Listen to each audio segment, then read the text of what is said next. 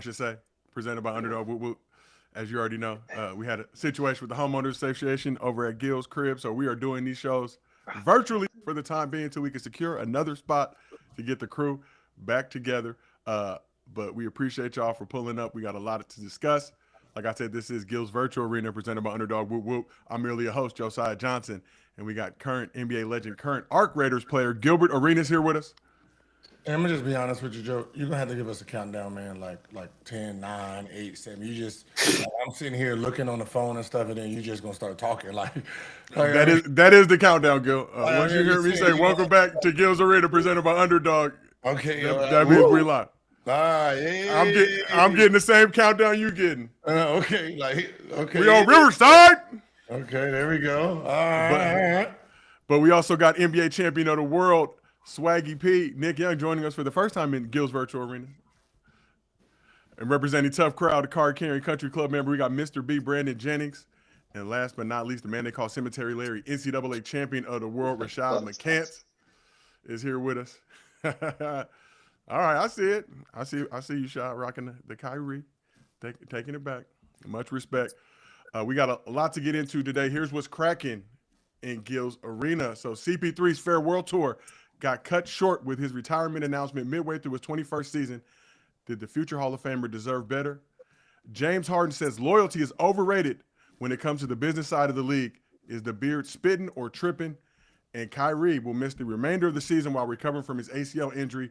But how dangerous will the Kyrie and Cooper Flag duo be in Dallas next season? Before we get on to that, as always, this show is brought to you by Underdog. Underdog is available in most states, including Texas, California, and Florida.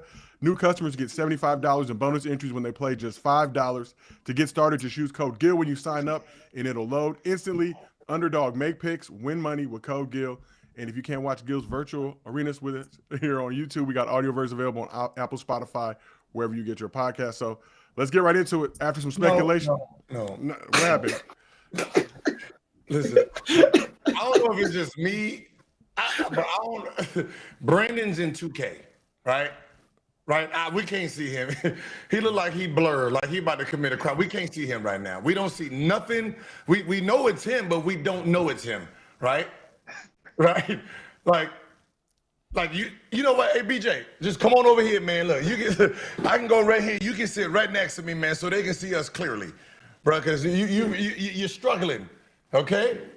What do you mean? Like what I'm saying is, if this was a crime and this is the footage they got on you, you innocent. Let's just say that, right?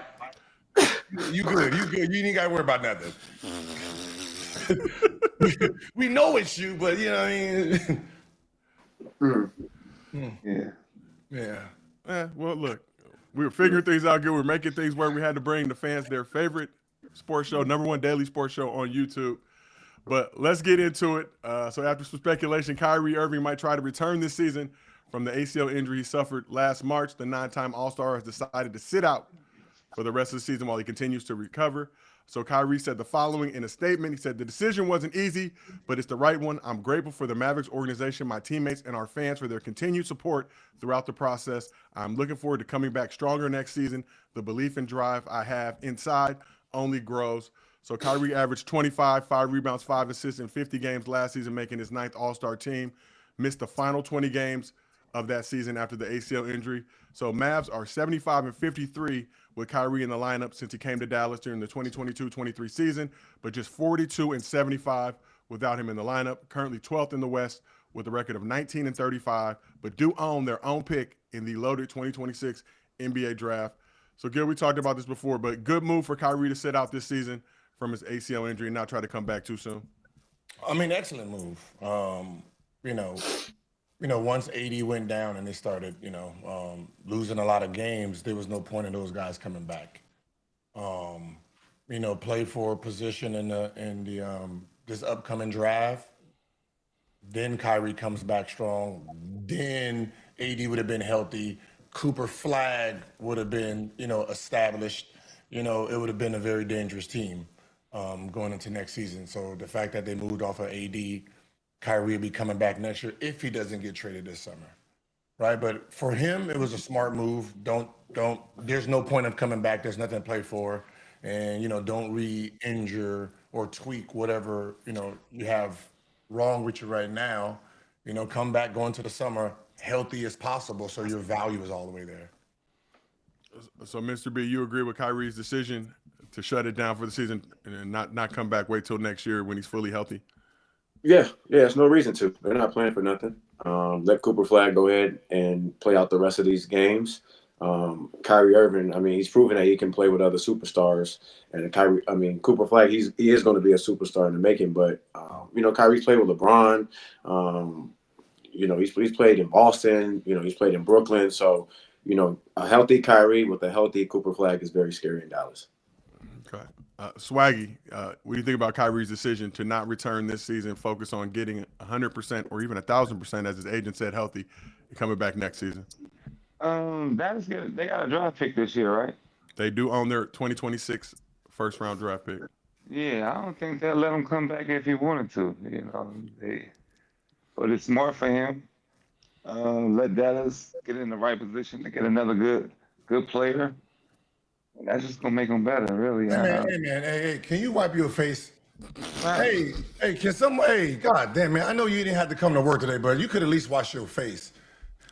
I look good. Nick Jr., I know you don't go to school until 1 o'clock. Hey, can you get your daddy a towel, man? Wipe the crust out your eyes and your mouth.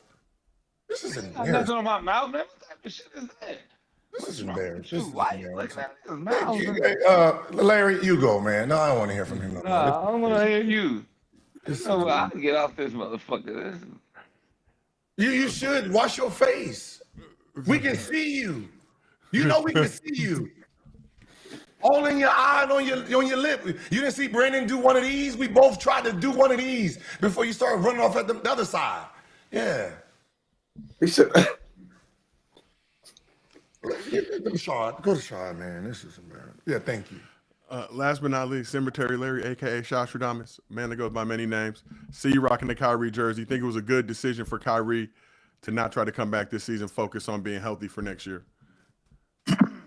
Kyrie gonna make the decisions he feels best for him, but I don't think he's making the decision like Swaggy. I'm gonna piggyback on Swag. I don't think that it's a Kyrie decision. I think it's a tanking situation. They're going for rebuilding. Depending on if they do get rid of him or not this summer, I think him playing and getting back into the swing of things, whether or not the team is in position to win, or him playing for something, I don't think that really matters. I think him getting back into the game, getting the flow, even playing with Cooper, just being able to go out there and play with him and get the feel, get back to loving the game. He's been out for a while. It's the same thing I feel with Jason Tatum, just getting back out there. Because the last thing that could happen is the first game of the next season, he get hurt right away. Right. There's no promise for you to actually go out here trying to protect, I'm 1,000% healthy going into next season. In the first game, something happened. Man, that's going to be based on just how the game goes. The game is the game. You can't cheat the game. You can't foresee the game. I think if you are healthy and you can play, go play. Go play. You never know what's going to happen tomorrow. So being protective is one thing, but if you healthy and you can play, being scared is just going to force something else to happen. So I think if they tanking, they tanking. They don't want them to come back. Yeah. But if not, they can come back. Come hoop. Cause let us see what you got still. You know what I'm saying? See if you still the shell of the Kyrie that we remember. And if you need more time to get back to that shell, say that. Say that I'm a little rusty. But I'm healthy, but I'm rusty. So, I think that's just the case for me. For how I see it, I don't think that if you've been out 12 months since March to March, you can play, let's play.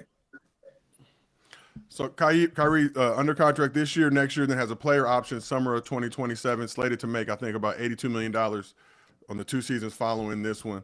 But Gil, you don't think?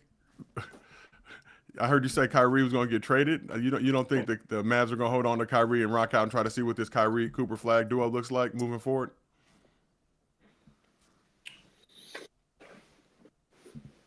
It'd be a dumb move because is Cooper Flag and Kyrie a championship caliber team, right?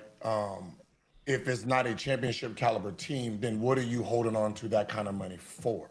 you might as well just go full rebuild and just blow the team up. You have last year's #1 pick. Knowing the way the basketball gods work, you're going to get a top 3 pick, right? Worst case scenario, you're going to get the 4th pick. So you're going to get most likely Caleb from North Carolina. So you're going to have Cooper and Caleb. Right? So you're going to have a nice young group. There's no point of holding on to Kyrie's contract, if you're not going to go win a championship. When AD got traded, it kind of said, hey, we got to get rid of Clay and Kyrie just to free up money. So to see them two play together, it would be real pointless because then he'll be traded or he's going to go test the free market. So you're just wasting time. So I don't see them holding on to him unless they're thinking about bringing somebody in, which I don't see anyone going to Dallas this summer.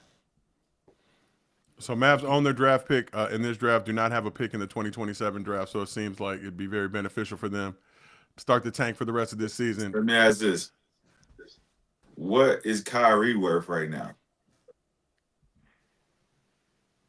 in the open market? What would you get for Kyrie if you're trying to move him at this age after an injury? If you're the Dallas Mavericks, you just basically broke the whole band up. You're gonna get rid of Clay, you're gonna get rid of Kyrie, you got rid of AD. What is you gonna get back for Kyrie that's gonna be beneficial to the rebuild? How much is Kyrie making right now? Somewhere in 30. Yeah, so he's making 36 this year. Then I think he's going to make a 81. Basically, has a player option for the next 2 years. So I think like 39 next year. Oh, he's cheaper than I thought. So 39.5 next year, 42.4 in the summer of 27 is his player option. What they get back for AD? Who? Dallas. Got back for AD? Yeah, what they get for AD? Yeah. I think two nickels. That's what I'm saying. So Mavericks got Chris Middleton, Marvin Bagley, AJ Johnson, Malachi Branham, and a 2026 first-round pick via the Thunder. I mean, so basically, Rashad, that's basically what they would get back, something like that. Right. No, you go to. But like, no, I'm not. I'm saying like players, like they're just getting a bunch of random. 4 players in the pick. That's not how it works, man. Just because that team gave them that don't mean the next team. No, I'm saying it'll be something like that. It'll just be random players. Like it'll be just like you can go. But think about this. For the Wizards and for Dallas, it wasn't a Dallas move they per se wanted to make. I think Rich pressured them into moving him because they wanted to make a move for AD. He didn't really want to be there. So if you think about Washington making a move and them saying, we'll give you this for AD, was AD worth a lot more than what they got for him? I believe so. I believe AD's worth more than Chris Middleton, Marvin Bagley, and a bunch of guys who barely even playing. So Kyrie, if you look at Kyrie, 25, 5 and 5, All-Star. How old is Kyrie? 35? He's 33, turns 34 in March. Still got some time. Shit, yeah, you can get another big deal. Shit. But is he the same player? That's the question. So we won't. Are you willing to wait and find out if he's the same player? That's why I'm telling him to play so we can see who he is. I mean, we did see who it was before he went down. No, I'm saying after he went down. I'm saying if he come back now, we'll be able to see how he moving. If he still got knocked the rust off, all that kind of stuff. Nah, I think you wait. I think you wait because the last we saw you was still 25 a game. And you still Kyrie. It's not like the game not going to go nowhere. It's not like he's not going to be able to put the ball in the basket. It's not like he's not going to be able to get to where he went on the floor. It's just about him getting healthy now because he's been dealing with injury. Is Klay Thompson the same nigga after his injury? No. Nah, he wasn't the same. And it was a similar injury. No, but Kyrie can create. No, but I'm just saying as far as what you do. Yeah. Like what Klay do, he came back and he's still shooting 37%. but he's a 40% career shooter over the last 13 years. So for you to drop in production after your injury, 2 of them, I mean, for Kyrie, we don't know. He's never had this type of adversity. Did he get hurt before? Yeah. He's been hurt before. Which one? Which injury was it? And Boston. Did he get hurt in Boston or Brooklyn? He had a somebody No, the thing died in with his Brooklyn sister. Was it somebody died or something? No, that was Isaiah. Yeah, he's had multiple knee injuries. I think including a fractured Yeah. kneecap. But Yeah. the difference between them two is one actually creates outside. Yeah, that's what I'm saying. Well, his abilities, he has a bigger bag of abilities. Clay is shooting. He didn't know how to dribble. He don't know how to really do anything else. So he's handicapped to whatever style they're playing. Nothing has changed. It's just how he gets the ball now, right? Oh, hey, so listen to what I'm saying, though, Gil. Listen to what I'm saying. He shot 41% from the three-point line. So he don't get the ball the same way as he did then. It's less impact. He got booed averaging 18 points. He got booed. It's less impact. It's less impact on Clay because he's only doing a certain amount of things. Kyrie's demand is going to be more on his body, on his lower body, him movement, all of that coming off of ACL.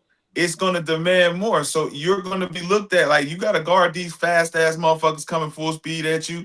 You got to be able to get your shot off, get your lift back, still have the handle we expecting. That's what I'm saying as far as that's going to diminish after a while. As far as Clay's concerned, think about what Clay, all he got to do is get his lift back and get his shot off, which didn't show. All he has Clay to do was is more mental too, though. But all he does is get open. I can deny that. And remember, if we're watching the games, he's getting open and he's missing those shots. He's not making the same shots. That's mental. Because the rhythm ain't the same. Mental, yeah. That's more mental. Yeah, that's more mental than with Kyrie. But that's why Kyrie's taking his I can time. do everything. So you can't stop me. You can't just deny me and frustrate me. I have the ball. I can bop and wiggle. I can poke up. I can come You're slower. You're older.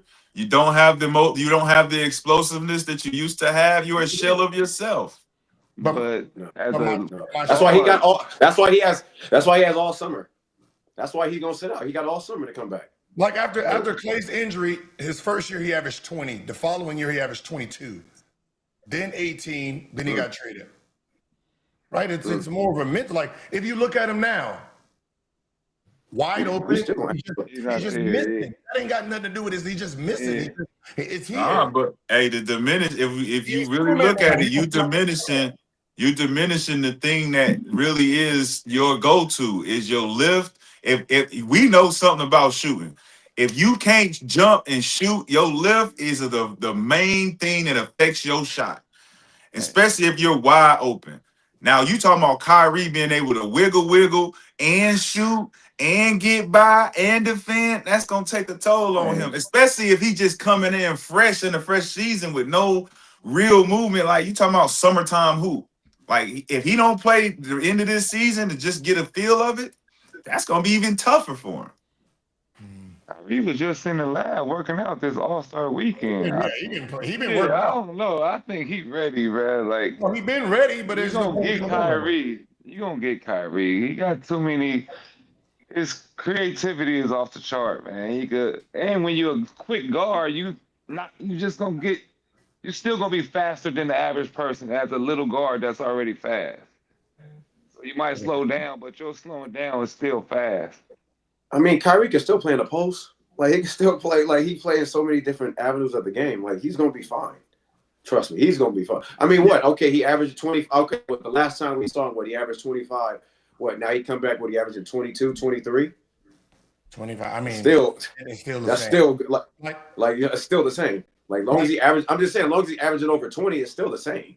What's so funny is one thing that we've never questioned with Clay, but we talk about his injury. We never question his defense. No one says he's getting burnt. No one says he's not in position. I thought he diminished as a two-way player after that injury. I thought just watching him play, it didn't feel the same. The energy wasn't there the same.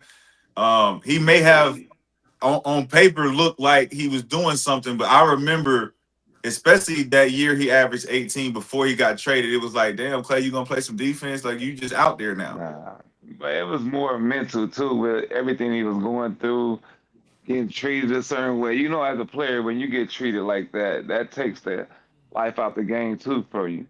Yeah, that's the bench for Pazinski. Then people talking about you, coach disrespecting you that you won championships. So you only play good defense when you playing good offense? Nah, All Um, right, you all don't want to. right, When all you don't right, want to be okay. there. I'm talking I about don't want when to you don't hear the want to be mental a health part. shit, man. We don't want to hear the mental health. Nigga, go out here and do what you've been doing. It Ain't ain't the nothing else same. stopping you from doing that. It ain't the same. Because don't he know. ain't playing defense right now in Dallas. We know that. That ain't I don't mental. He know. is catfish and spaghetti right now, nigga. That ain't mental. He Oh, good. someone's been giving him buckets while he was in I Dallas. don't know. I was I about to don't agree. I say. mean,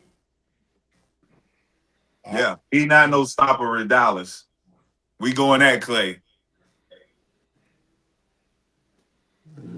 I ain't been watching it like that. I mean, they ain't been winning or nothing. Yeah, So I I mean, was I about don't. to say. So I nobody on mean, that team playing defense. I'm dealing telling with a you. lot Yeah. of injury issues. Obviously, AD's been out, but even before getting traded, Gafford, Lively been out. At time, I mean, this squad when healthy though, I think they're very competitive, but we haven't really seen that much this season. Especially when you got Clay being protected by the Draymonds and the other guys that's out there as a unit. Like he's used to being able to be unit wise compatible to guys who know how to play defense. So now you just out there with a bunch of young niggas don't know what they doing. It's frustrating. It's gonna be, but that don't mean you stop playing defense. I don't think he ever stopped playing defense. yeah, I don't know. I can't. I can't answer that Yeah. because I've never heard nobody challenges his defense. I've never seen someone just like, oh yeah, we're going at Clay tonight. Oh yeah, That- they Yeah, yeah. I ain't They never heard going, nobody they say going that. at Clay, man. You got what? Hey, like I said, when you watching the games, everybody they going at everybody I ain't see on Luca go that at whole squad. That whole everything. squad. They When going Luka, at Jason Kidd too. Jason Kidd, get your old ass out here. We at you too. we watched Luca destroy them every single time, and he ain't going at Clay. He's going at PJ. Never seen him go at Clay like that. Well, Clay not the one trying to go. Think about it. If it was going at Clay, Clay would be like, I got him. You know, Ain't no I got him from Clay shit. Clay over there guarding goddamn Vando. or a smart man. Hey, this is your problem. That was your. Mm-hmm. You do that. I came here for him. Yeah. True, I true. can't hear for him. That got nothing to do with me. Now put out your own fire, Scott. But this Madison, like I said, they own their own draft pick. They got a bunch of cap flexibility. That was a part of the AD trade. Opened up a lot of bread for them heading into next year. They can open up. Just open up some more. Still, people not rocking with Dallas. They tanking, like I said, man. They But trying for to next devalue. season, They trying to devalue the team, man. That's obvious. But I mean, no, they're a future. Are they? Like, I mean, listen, they're gonna get what Gil said. They're gonna get old boy from North Carolina. They're gonna have Cooper Flag, and then you just build from there with them, with those two young pieces. Well, let's say they don't get old boy from North Carolina. They just get somebody else that don't fit that piece. Like Boozer. You know how the league go. They might get even if they don't get Boozer, they can get somebody a guard, a point. They need a point. They really need a point guard. No. They got Kyrie and number 10 over there. 10 seems he's good. So they're gonna go after a four or five. They're gonna go after a 4 or 5. All right, so let's say they go after the Boozer kid. You get rid of Got Gafford? 2 Duke guys over there. You building around that for the future. So that means you're gonna keep Kyrie? You got 3 Duke guys. Well, Kyrie, right? That's 3. Right, That's 3. Hey, so do you keep Kyrie at that point? Do you not move him? No, I think you got to move him anyway. Right. I mean, listen, you're not going to get anybody in Dallas like very, very high value for a couple years. One thing you did show is you showed you're not loyal. You traded Luka, and I'm just as a basketball player. The rest of the world seen it, but the basketball community seen it. They seen you trade an untradeable piece recklessly, just overnight. Nobody knew. Got rid of him. Then you bashed him. He never said a word about you guys. You bashed him while he was out there. Said he was fat. He drunk beer all day. You did all of that. Ruined the man's name. And then you got rid of AD. And you think a free agent is going to come under your umbrella and think you're going to protect him? No bueno. No. Yes, you don't know NBA players. We are petty. I mean, they might. NBA players. I mean, they might. You gonna get some Chris Middleton things. You gonna get some of them. You gonna get them names. You gonna get them for sure. You ain't getting no star. Listen, somebody going for the money. You crazy, man. You crazy. Somebody going for the money. You crazy. Going for the money. You crazy. They never crazy. do. Somebody going for the money. You crazy. They go out there and give somebody an organization who did this to a player and a free agent went there. You think if they offer somebody, they gonna be thinking about Luka? Who? If you offer them some big bread, they gonna be thinking about Luka. Like, damn, fuck that money. What they did. I mean, it's no loyalty anyway, though, Nick. There ain't no loyalty in the NBA. I don't even know why we. You gonna get the middle of the road player. You ain't getting no superstar to put his brand over there. You're not doing it. You had one of the biggest mega stars in the world here. What did you do to him? I ain't worth shit then to you. I'm not. No. I got my own bad habits. He drinking beer. You should see what I be drinking at night. I'm on the Patron and Molly. I know damn well you're gonna throw me under the bus. I hope not. Like, you think about it. He was drinking beer after a win. We seen Clay crack open the beer on TV in an interview. Crack that. What's up? What y'all got? Nothing. And you talking about they took a beer away from him and that was news. They purposely did that. You good. You good. Y'all good. Y'all gonna sit there. Y'all gonna sit there for a while. Y'all the only trade team that they do have, and that's been blooded in for a while now, is Washington Wizards. Washington Wizards and Dallas have a pipeline for their trades. It's been like that for a long time. So what you telling me is that they kind of like Miami, no free agents gonna go down there because of the treatment. And how does any free agent want to compete with Cooper Flag being the flagship and the franchise cornerstone of the whole thing? Like, how do you want to, like, why would you go compete with that if you're a free agent and you chasing the bag, like y'all saying, you chasing the bag, they're gonna pay me. But I'm playing second fiddle to this second-year player. TV. I mean, what difference does it make? I mean, the NBA is going to be pushing Cooper Flag anyway, so you're going to be on ESPN all the time anyway. So so now you're talking about a guy who's not really trying to win. What are you talking about? What do you mean? I'm trying to win. They are trying to win. They have Cooper Flag. They brought me over here for because they was trying to win. First of all, how you trying to win and you get rid of Luka and AD and say, okay, we doing this for defensive purposes. We feel like defensively we could be a better team. You get rid of that same nigga that you said you traded for. This is the reason we traded him for. Yeah, you got lucky and got Cooper Flag, which happened to turn out to be something promising. Okay. Now you're like, all right, let's go to the draft. Okay. Let's go to the draft. Let's get another young. That's inconsistent as fuck. Like you're saying, you can't trust the organization based on what they've just done in the last two moves. You can't trust that they're going to be about. Why are you trusting any organization? No organization is loyal anyway. So I don't even know why we're making this a big thing. The Orlando Magic got rid of Shaq and they got Dwight Howard. Like, what's the difference? They will find our way back again. At the end of the day, there's a lot of players out here, man, we can find. At the end of the day, for organization. You think an organization give a fuck? Right. Bro? Ain't no loyalty. Man, I got $250 for you. What you doing? You coming or not? No? All right, somebody taking it though. And we're gonna find a piece that's gonna be able to help us. Regardless. So is the Warriors not loyal to Draymond and Steph? Yeah. I don't know. I don't know Yeah. if they are. The Boston Celtics are the Boston Celtics. So was they loyal to Clay? No, hey, Listen, obviously not. But hey, was Clay as center stone as the other two that they thought? They felt like the other two niggas was more concrete. I don't know if they're loyal. I mean, we got to see. I mean, shit, we got to see if Steph play his last game there. We got to see if Draymond Green play their last game there. I don't know. We got to see. We got to wait and see. Draymond was tradable at the deadline, wasn't he? Did they trade him? They did reports that tried to move him from Giannis, and Draymond was aware of that, and he was fine with it. But so how far does the loyalty go? 10 years, 5 years, 6 years?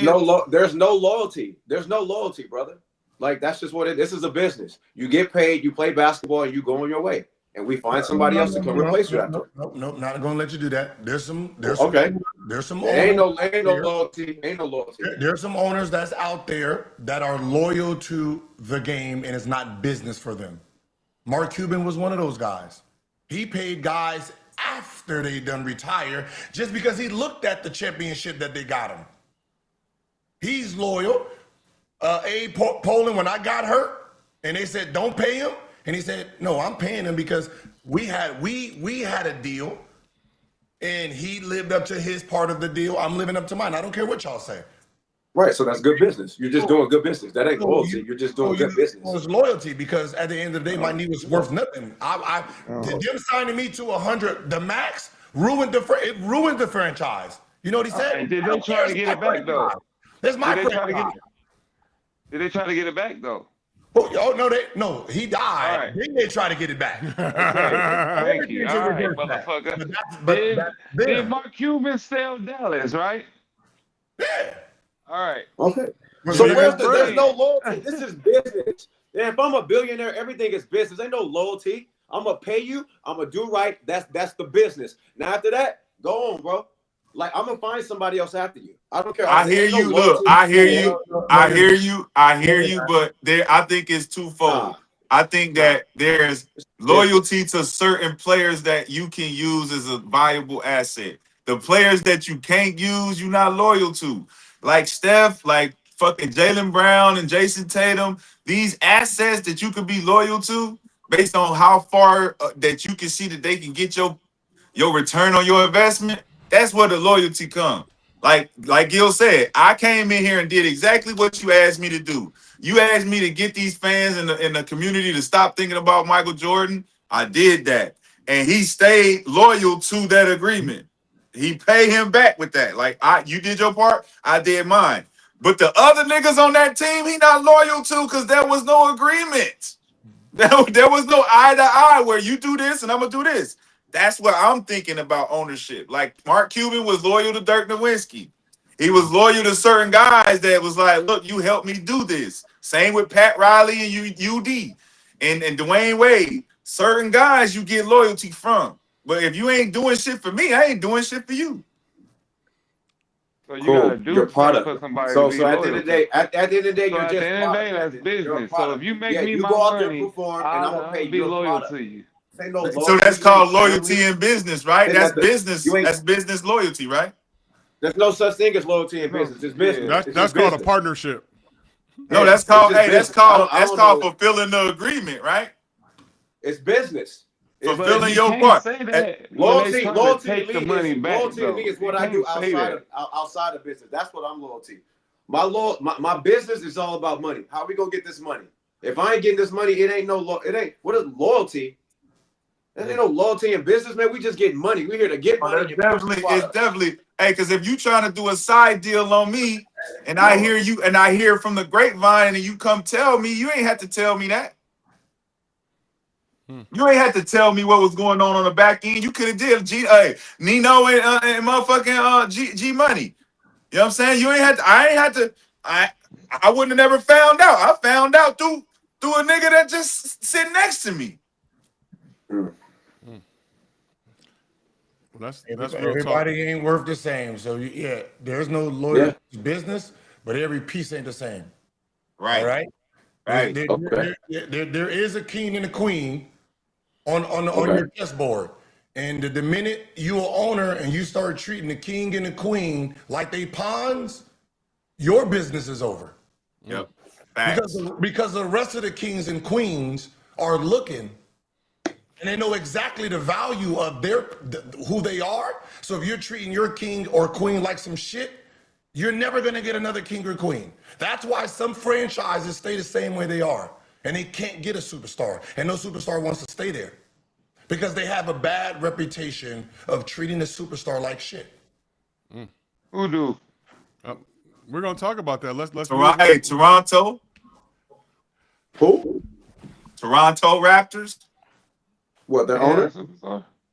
Nah, Vince, Chris Bosh, Kawhi Leonard, DeMar DeRozan. Definitely DeMar. Also, I mean, what about it? Okay, They don't have who is the king right now in Toronto? They got paid, right? Who is the king in Toronto? That's the point. The point of what he just said Brandon is Ingram you can't bring another king in there because no one respects how you treat kings. They keep bringing in kings. They bring in Kawhi Leonard, a king. They bring Vince. They bring in kings. What are you talking about? Trees. Nobody's saying. Hey, no. Here's a real question. I mean, well, tax reasons. I mean, and I guess only a real Toronto fan can answer this. We've seen how DeMar's been playing since he's been traded, right? He's still been the same player. What was it worth it? Like, you got a championship out of Kawhi, but then he bounced, and then you had to tear your team apart. Right? Do you think that they could have, with DeMar, kept going the following 2-3 years? Because Kawhi left, and then now you got the same team, but the main superstar is gone. If DeMar is there with Pascal and those same guys, do they still keep competing? Like, it's easy. It's like you got rid of a guy that's still right now still giving you 20-something, and you rented a guy for 40-something, 50-something games. You got a champion. Yeah, because I don't. That's somebody Toronto gotta. That's something like those fans can answer. I can't answer that. I don't know. Hey, yo, because wasn't he almost like didn't he almost have like MVP year in Chicago? That 1 year, like right after that. Well, no, he's been playing well. I mean, I think he went to San Antonio after that. Yeah, did all right. But then when he went to Chicago, he basically reemerged. Yeah. So I don't know. That was their first championship, though, right? Toronto? It's tough, man, because Was that their first championship? Yeah, that's their only one. That's what I'm saying. Do they give up that? That's what I'm saying. So that's tough.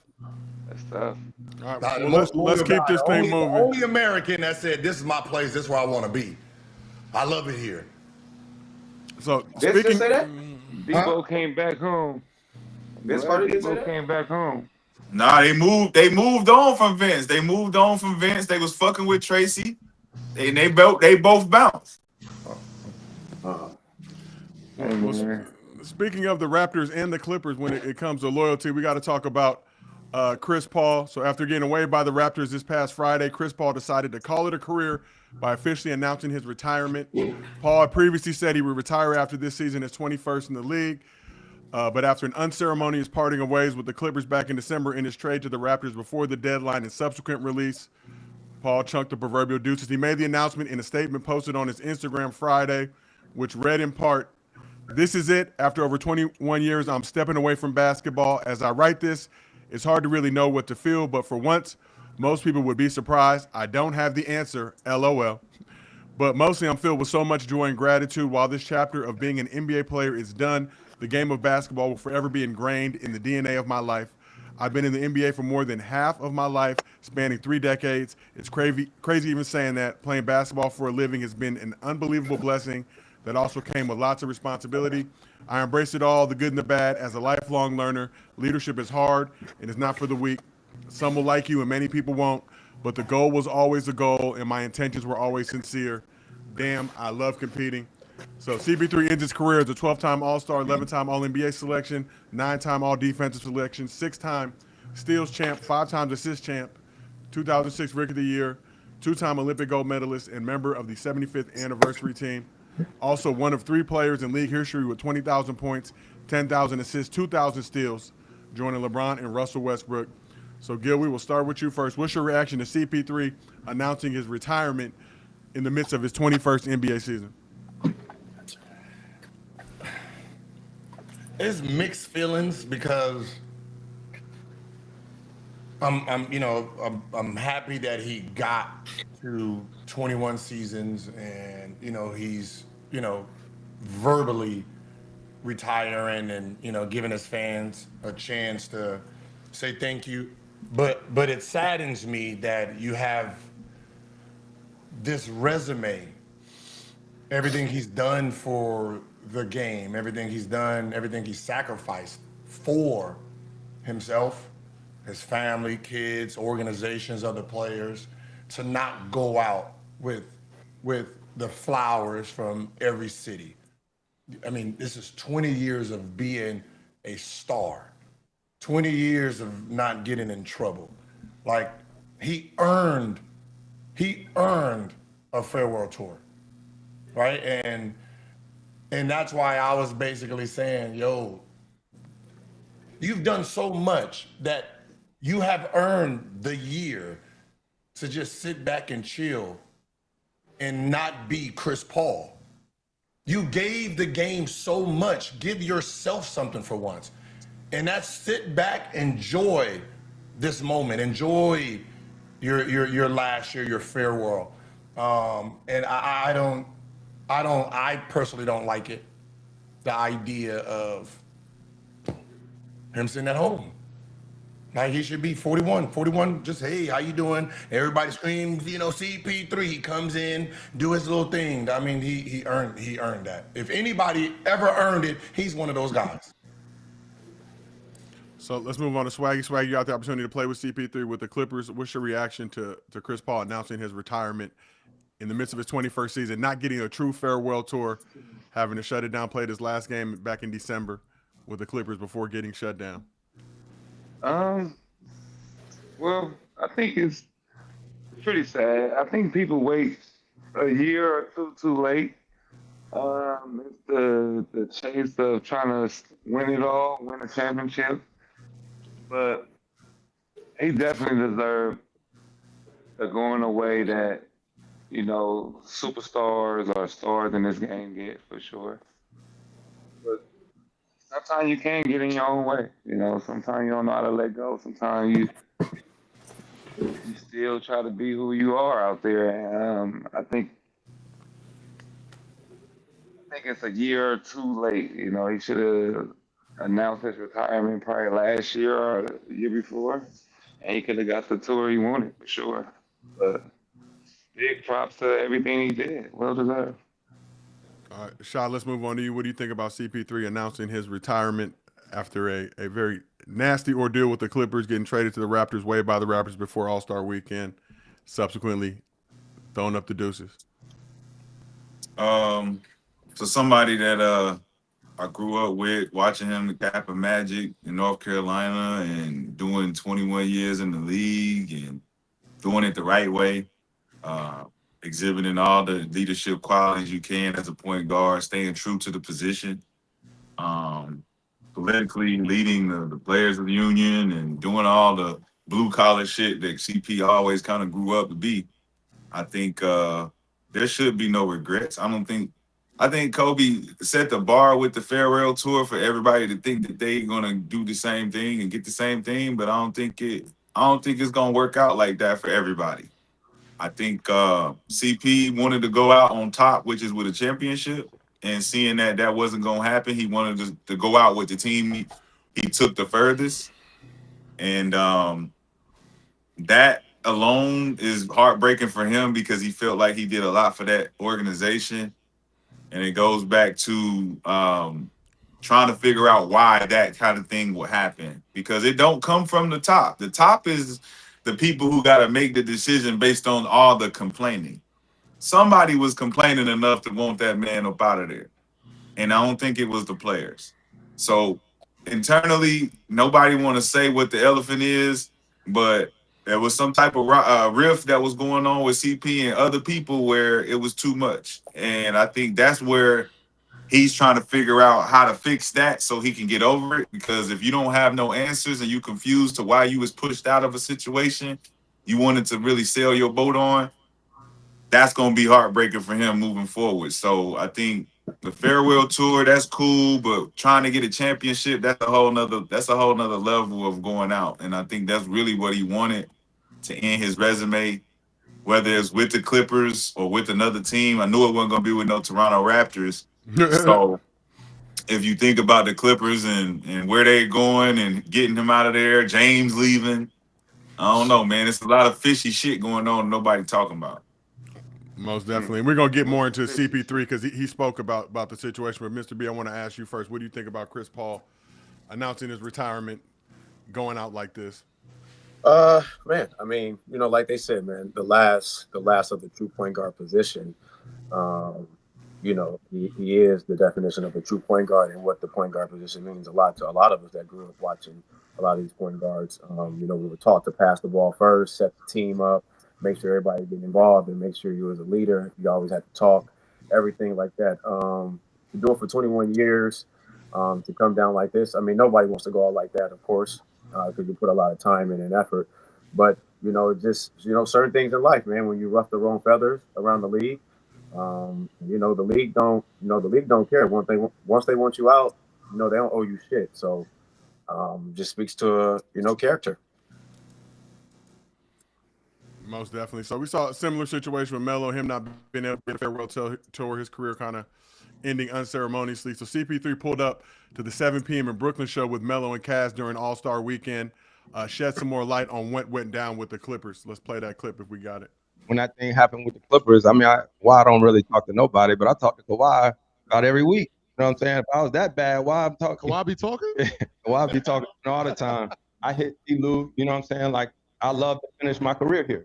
L. Frank, I hit him, said the same thing. Early in the season, Frank sent me an article about how great my leadership was. An article I had never seen. He texted it to me saying, man, this is great leadership right here. I was extremely grateful. You saw I was emotional. Yes, absolutely. When I went back, I knew it was going to be my last year, and I was getting to play in front of my family. How did it get to that point where it ends so just abruptly? I still was grasping, you know what I mean, trying to figure out how it got to that. I believe in communication. During training camp, I talked to one of my teammates for a while, and then as soon as I went in the meal room, somebody came and told me, like, they didn't want me giving players advice. I told them, I was like, you were my assistant coach. I know you. But it was just a lot of back and forth. If this organization has any sort of sense, that number 3 is going to go in the Raptors one day. That's a given. He said that to me before he sent me home. CP, we all going to retire your jersey, but your service is no longer needed. Before I left the room, I asked him, I was like, so, L. Frank, you said you was going to get me a meeting with T. Lou, right? He said, I'm sorry, I couldn't do that. Go home.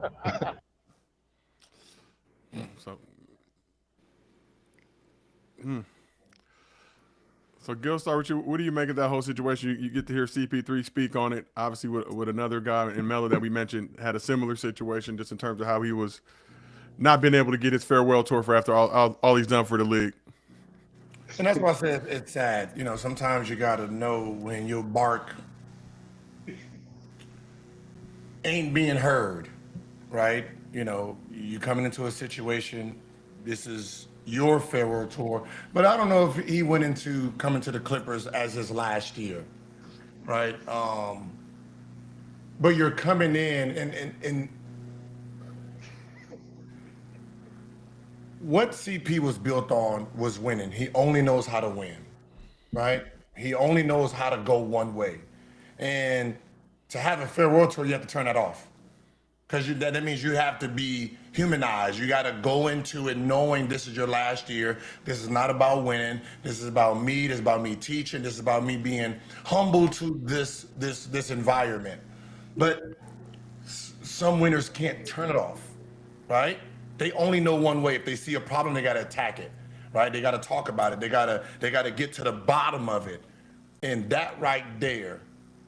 And that's why I said, if you're not option 1 and option 2, that voice now is now annoying, right? And the coaches, you're talking to these players, you're trying to help them out, you're trying to do this, you're undermining me, right?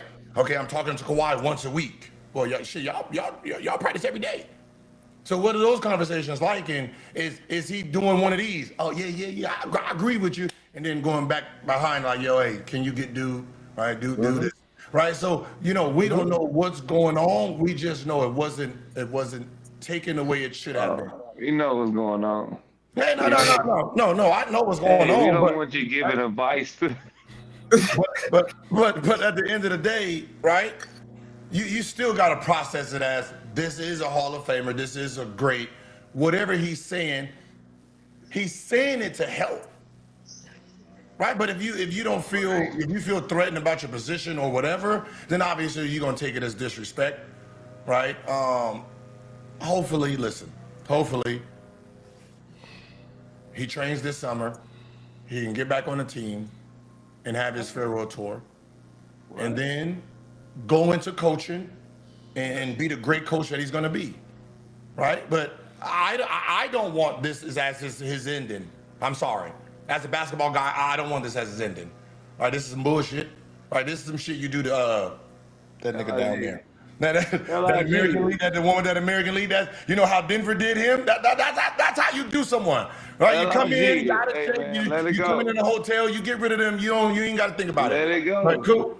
I've never been told we don't want you giving advice to the flag. I've never been told that.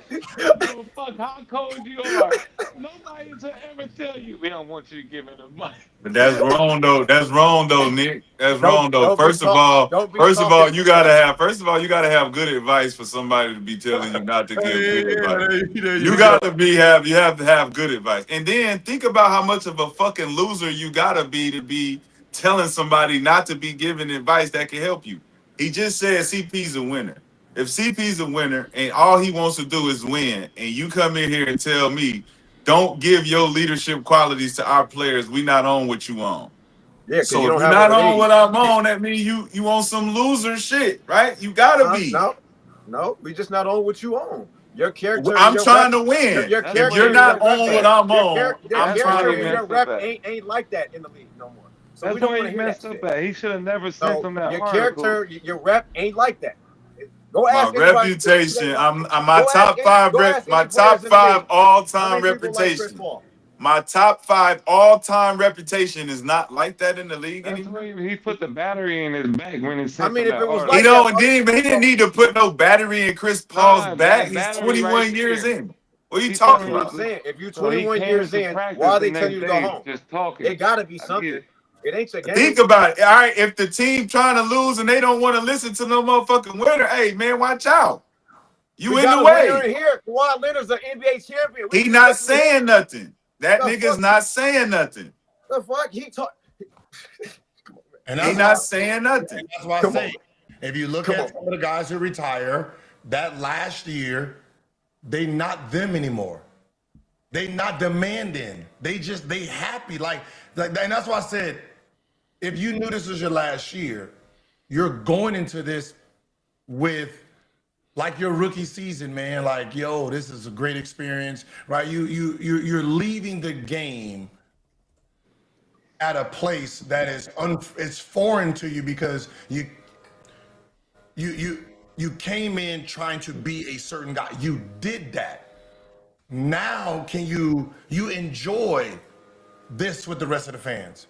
And that's what those guys, Kevin Garnett coming back, those last years, man, is they happy. They are cheerleaders of the game.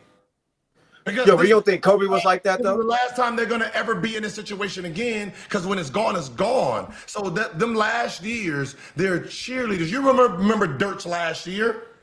He's having fun with everybody, playing a little one-on-one, looking like the 10 man out there. He didn't care. He got in the game. You know what I mean? But when you do care,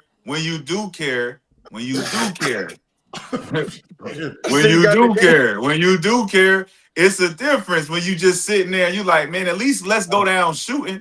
Let's go down on our shield. Let's just not lay down, bro. Like, that's just, let's fight. Let's fight for it. I don't think CP would mind losing and going down without, like, he wants to fight. Like, I feel like the start of that season, them niggas wasn't fighting. Clippers not hearing wasn't what he- fighting. They was you're not hearing what he- getting their head blown off. You're not So hearing what now he's they saying. fighting, We right? don't care about what you want. Just enjoy your time, your last time here. We don't care if you want to fight for nothing. We just want to give you your last ride out so you can That's go. what we came You for. trying to come in here and do all this shit? Shut the fuck up. Nah, we not on that. That's loser That's shit. what they- That's loser that's what they were shit. saying. That's No, loser it's not. shit. That's No, lose. That's you're why the taking league. away- That's How? why the league is what it is right now because of that mentality. Dude, Because of that, you talking about you don't want to. So what would be the point? What would be the point of asking the league to have more vets if you ain't gonna listen to the fucking vets? Dude, listen, Wait. We need to stop this winning shit. Only 5 teams want to win championships. The rest of No, them I'm talking about the player. I'm not talking about the team. I'm talking about the player. He is a leader that's like, bro, let's just fight. Let's act like we want to win. I know y'all out here, y'all might not want me out here, but listen, I'm holding y'all accountable to effort and energy. Like, nigga, let's play hard. Y'all young. Y'all should be playing hard. That's not what we want. We want to call me on my phone. Call me on my phone and tell me that. It's a place and a time for That's that. weak as hell, man. That's weak as hell. That's weak as hell. That's time, baby. We get That's weak. Get your jersey retired. That's weak. You get your jersey retired. That's weak. That's not weak. That's not weak. That's weak as hell. That's You trying to show you so what kind of example are we leading for the other guys that's coming after me? That this is okay? What is Nobody okay? else did that though. Yes. He don't want to be the same. He don't want to be like everybody else. It's not about, dude, we are just trying to give you your flowers and play these 82 games so you can have your time. You trying to do this other shit. We losing. We getting our head blown in. I don't want to hear what you want to do, nigga. You don't get to do what you want to do when you losing, nigga. Move the fuck Chris around. Paul just trying to eat his meal. You don't get to just be out here like, oh, we cool with losing. We don't want to hear what you saying. What the fuck you was just trying to eat. That's what they saying. He was just trying to eat. Nah. That's what they're saying. They're saying we in this organization, the Clippers, we come, we barely practice. We gonna party, we gonna take some shots, we gonna get some things. They gonna love us, they gonna hate us. That's what I've been saying the whole time. Gil, I've been saying that. I've been saying it. He's trying to do over here. That's what we agreeing. That's what I'm saying. We agreeing. We said that's I don't not want what to be they held doing. accountable. Like, I don't know why everybody trying to hold everybody accountable. I don't want to be accountable. If I wanted to be accountable, I'd have just did the shit the right way the first time. That's when you get the tap on your shoulder while you eat. I didn't. And then you got a tap on the shoulder. You taught me. In the meal room. That nigga was like this eating, and nigga tapped him on the shoulder like this. Dude, they didn't want none of that, dog. They just wanted to give him his flowers, let him go out on a high. He tried to come in here and do some. They were like, "No, we're not doing Chris, that." you trying to win too much. You need to relax. You need to chill. You trying to win too much. Relax. Yeah, that's what they. That's what they. You trying to win? We not. We chilling. We don't. This draft coming up. We trying to get some players, bro. That extra motivation. He trying to win. We trying to get James out of here. You doing too much. They don't own their draft pick though, Gil. So they should have been trying to win. It don't matter. It don't matter. I'm just saying. Let us do what we doing. But you can't let Chris Paul eat his meal first before you bother him and start telling him all this bullshit. I can't finish. I'm just trying to eat this quinoa. No, bro, you trying to win. We trying to get James out of here. You trying to go to play. Man, we ain't trying to do none of that. We trying to get everybody out of here. All you got to do is be quiet. Hey, Nick, you said something earlier. You said a coach never told you to not give advice. What happened to you on Memphis? I want to ask you a question. What happened to you on Memphis? What Orlando? No, they didn't tell me.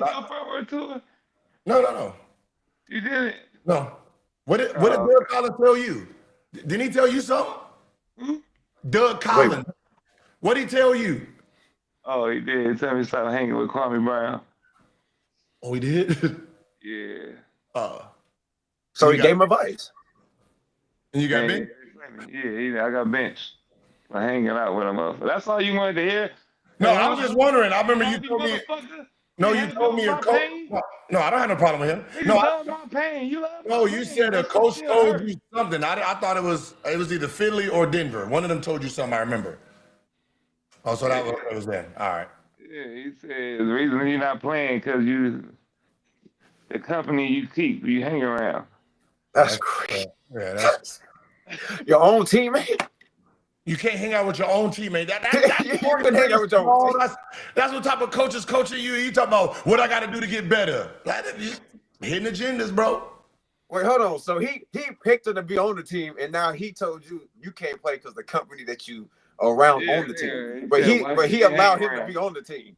Yeah, he said, why should you hang around? Yeah, that's crazy. That's fucked up. You never had no coach tell you to give good advice to the players, though. No, I had a player. No, I had a gentleman. No, I'm talking about Nick. Nick never had he said he never had a coach told him not to give advice. I'm just saying. Well, I was eating.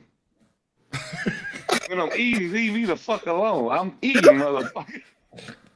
I love this chicken I'm eating right here. Tap me. Hey. What?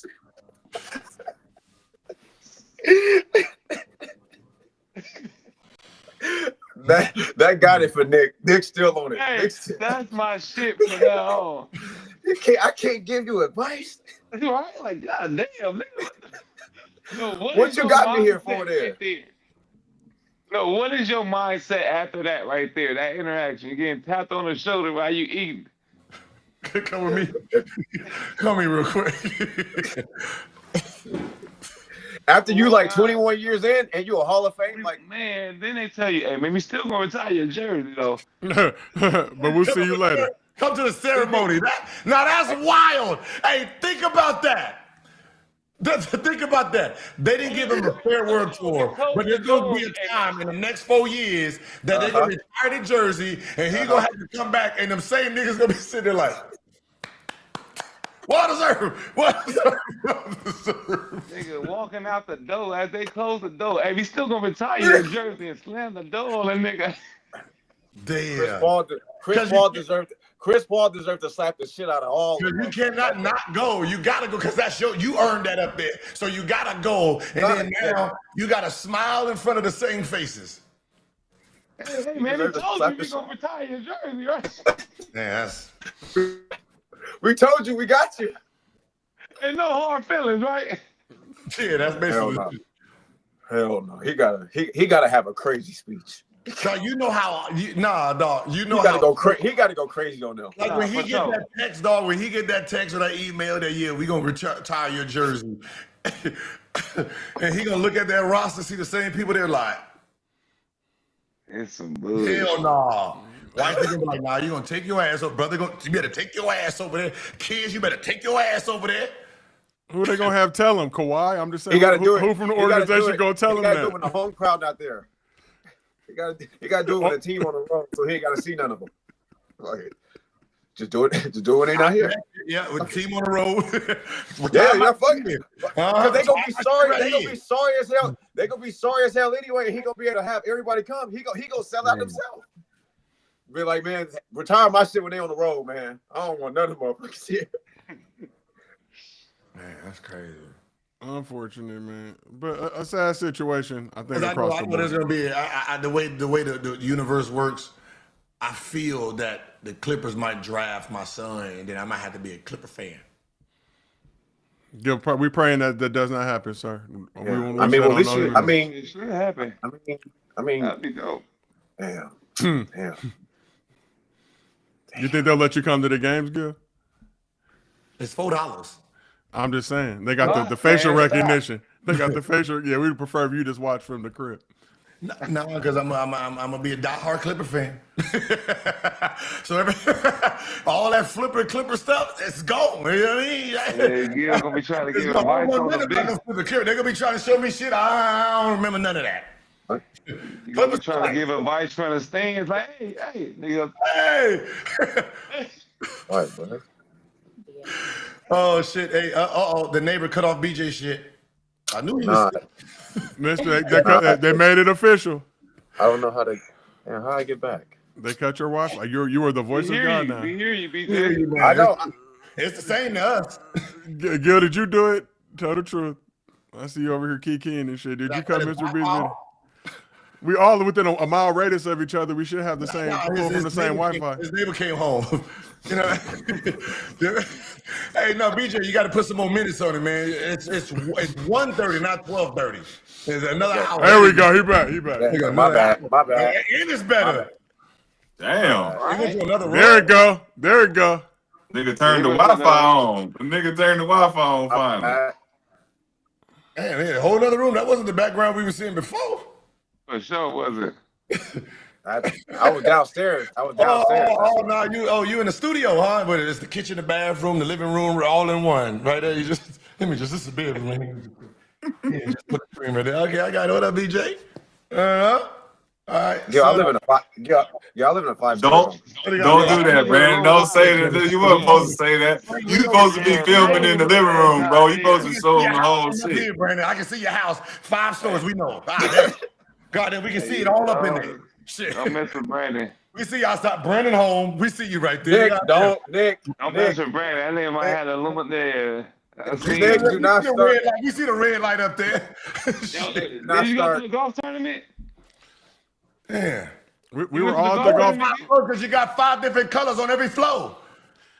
We were all at the golf tournament for varying lengths, Swaggy. We were all there. Nick, relax, Nick. You can smell a nigga with some money. He done joined. He joined the coat. Nick, Nick, chill out. Nick, don't do that. Nick, don't start that rumor. How I get in, Brandon? How you get in? Come on, Swaggy. We're already in a virtual arena right now. Niggas already got removed from the property. We can't even walk past Gil House no more. Security used to dab me up. One golf tour. All right, hey, Nick, I know you live. Hey, Nick, all right, Nick, get that knock on your door. Hey, them trophies in the back. Who trophies is those? Oh, those my UFC MVPs and shit. Okay. That's yours. Yeah, I got a lot of shit back there. I thought you was about to say it's your son's. It's my son. No, that nigga didn't win no trophies. Yes, he did. He just made the All-Star team, man. All right, so one last thing on this whole CP3 discussion, then we'll keep it pushing. How long can you play co-ed sports? What are you talking about? He's only 10, man. Nice is 10. Nick Jr. can't be 10 again. The nigga was 10 when I threw his bike. That was at least 6-7 years ago, bro. What the fuck going on over there, man? That old ass young nigga you got, man. God, that's crazy. Hey. Stop giving advice. Hey, thank you. You know what this means? If I'm now home. You can't be out here giving advice. Hey, that's a good one. All right, but one last thing on this CP3 before we keep it moving. So, I mean, when we look back on his career, obviously first ballot Hall of Famer, mostly positive impact on the teams he played for throughout his career. First in with the Clippers, he helped lead the franchise to 6 straight playoff appearances. Got traded to the Rockets. They went on to set franchise records and wins. Obviously, they blew that 3-2 lead to the Warriors in Western Conference Finals after CP3 got hurt in Game 5, missed the next 2 games. Got traded to the Thunder in 2019. Helped lead them to the 5th seed, was a mentor for then second-year guard SGA and rookie Lou Dort, the only 2 remaining players from that Thunder squad. Was with the Suns for 3 seasons, helped them reach the finals for the first time in nearly 3 decades. Played with the Warriors. That was nasty, but the Warriors are trash too, so it is what it is. Then last season, played all 82 games with the Spurs, helped them increase their win total by 12 from the previous season, despite Wemby only playing 46 games. So as we discussed, his leadership is an acquired taste, has rubbed some people the wrong way throughout his career, as we've seen with this Clippers situation being the latest example of that. But does CP3 deserve more credit for how his play and leadership impacted the teams he's played on throughout his career? Yeah, I think he overachieved for the talent that he has had in his career. It is very surprising when you look at, some of the players he's played with that got them to the playoffs and got them where they were. So, I think that goes unnoticed. Like,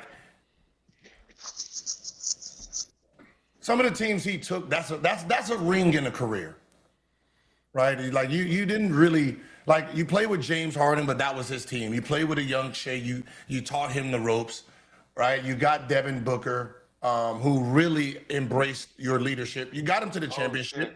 You got him to the I championship. forgot about that. I forgot about That Should have been twice. was your championship. That was your championship. I mean, the real ones know. We know what they did. We know who came and won those games. And it wasn't nobody on the Bucks until that last game when Giannis did what Giannis did, right? You know, what Giannis did in that last game, goddamn it, you can't complain. But when you went up 2-0 and they had to call in specialists, you know, they had to call in. Yeah, we knew. We The knew extender. we knew what was going on. So, but them years, man, where you played for the Hornets and was that considered a Hornet? Yeah, it was the Hornets then, right? His career would have been different. Yeah. You did a lot, you know, with not a lot of talent, and you know it is a winning career. He should have been to the finals twice. The ring doesn't justify that you was a winner. He should have been to the finals twice. Because that Houston one, if he don't sit out, I think they beat the Warriors. They go to the final. But like I always said, man, just the way that he's playing. If the extender wasn't in that game either, they would have. Who? The extender was in that. No, you crazy as fuck. No. What in Houston? Yes. Yes. Houston Warriors won again? Yes. Man, he was a dog. When they missed 27 threes. Yeah. Game 7, right? And then, you know, some of the ones they made, they called it off and said it was on the ground instead of and ones. Yeah, one of those 3 No. I'm not letting you do that. Not letting you do that. You know there's the internet record, right? It is. And see who's taking them threes. You letting, no disrespect to the corner, you letting Trevor Ariza, PJ Tucker, all these niggas shooting threes. Go ahead, shoot. Yeah, them niggas went like 0 for 12. They were like, motherfucker. Yeah, but all it takes is 1 3, the and one that they called and said it wasn't an and one. That one, the one was clearly a foul. Like they called off. They called off 3, 4, 6 plays. Who keeps shooting threes when you're missing? That's stupidity. That ain't got shit to do with the ref. What the coach say? Go to the hole. Get fouled. Why you keep shooting threes? You shot 27 threes in a row. What the fuck? Chris Paul didn't help right there. He's supposed to be motherfucking the greatest mind. You gonna tell them niggas to drive? Hey, Nick. Yeah. Hey, Nick. I need you to reel it back a little bit, brother. I need you to reel it back. You're doing too much. You're doing too much advice. Wait, he was there. You're doing too much. You're keeping it too real, Nick. You need to shut that shit up before I cut your water off now, goddamn. You need to chill, goddamn. You saying too much real shit. So right here, they have all 9 missed calls by the ref against Houston. All 9 missed calls. Yep. All right.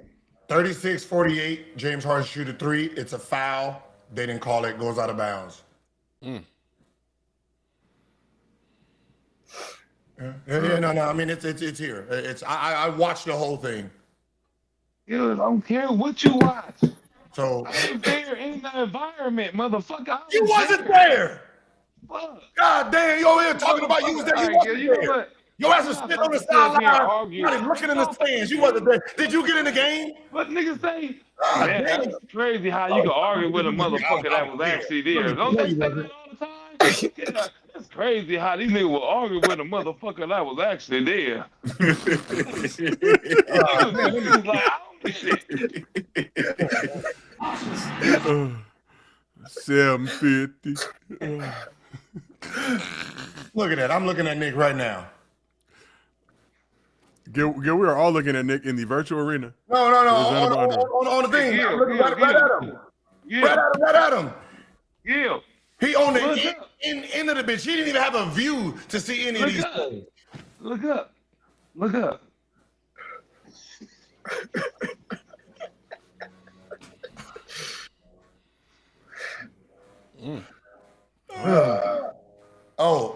We have the box score. Hold on. It's 12:50, Nick. What that mean? Nick, you played 17 minutes in that game 7. Nick Jr. got to go to school. Bus outside. What's outside? 17. Game 7. They trusted me somewhat. I'm like, somewhat. Nearly 17 minutes in that game, Swag. He had a series-changing 3 points. Oh, he had 3 points? 3 points, What's yeah. a crucial time in a comeback? Series-changing. That was great. My own boy right there. Three whole points. Shit, don't pass me the ball. Don't give me no gun in. 3 whole points, boy. Then KD came right after me. Bang. Then Steph. Bang. Oh, okay. Over after that. Let him know, They're like, dog, Nick, we losing. We need some energy. Threw a crazy nigga in. I came down. Fuck the. Oh, I don't see no Steph. Oh. Talk. Yeah. You ever did that, Gilbert? Okay. Yeah. Hey, Nick, what they do after that? You ever did that, Gilbert? I'm sorry. Hey, what they do after that, Nick? Hey, Nick, hey, come on over. Hey, I did my job. Come on over here. Man. Swaggy, meet Steph Curry. He's the greatest shooter Don't be ever. giving none of the young players advice. Hey, don't be telling these young players not to pass it to Steph and them, nigga. Come on over here. Hey, Cook, you go in now. I said, damn, I just did it. Damn. What you mean him go in now? Ladies and gentlemen, we are here in Gil's virtual arena. We appreciate y'all pulling up. Thank you for your support. For those who are unaware, we are trying to bring you this show. The HOA in Gil's neighborhood hate it. We can no longer come through the gates. Police presence every time we are within 100 yards of said gates, but we had to come, except for Gil. And word on street is Gil voted against Gil's arena being in his house anymore. He was the deciding vote. The fact that he on the he get a vote. Gil had a vote. Hey, it ain't my fault. Tell him, it ain't my fault. It's the HOA, man. I wasn't even tripped, dog. Hey, I had to read the room. I'm black. I might be the only black. It's only 2 of us in the neighborhood. I start seeing the hands go up. Boop, boop, boop, boop. Nigga, tap your shoulder. Put your hands. Yeah. All right, we got 4 out of 4. 4 for 4. No dissenters. All right, well, let's keep this thing moving. It remains to be seen when CP3 will have his jersey retired, the final farewell from the Clippers, who will actually be in attendance and what he will say in said speech. But that will be primetime television. But let's shift this over. Swag, you mentioned playing with KD and Steph in that game 7. Let's talk a little KD. Known for being socially active, cementing himself as one of the most engaging athletes on Twitter.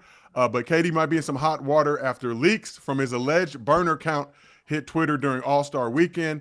The leaks, which are reportedly from direct messages sent by the account in private group chats on the social media platform, include negative commentary about current and former teammates and coaches, including Durant's current Rockets teammates Alperen Sengun and Jabari Smith Jr.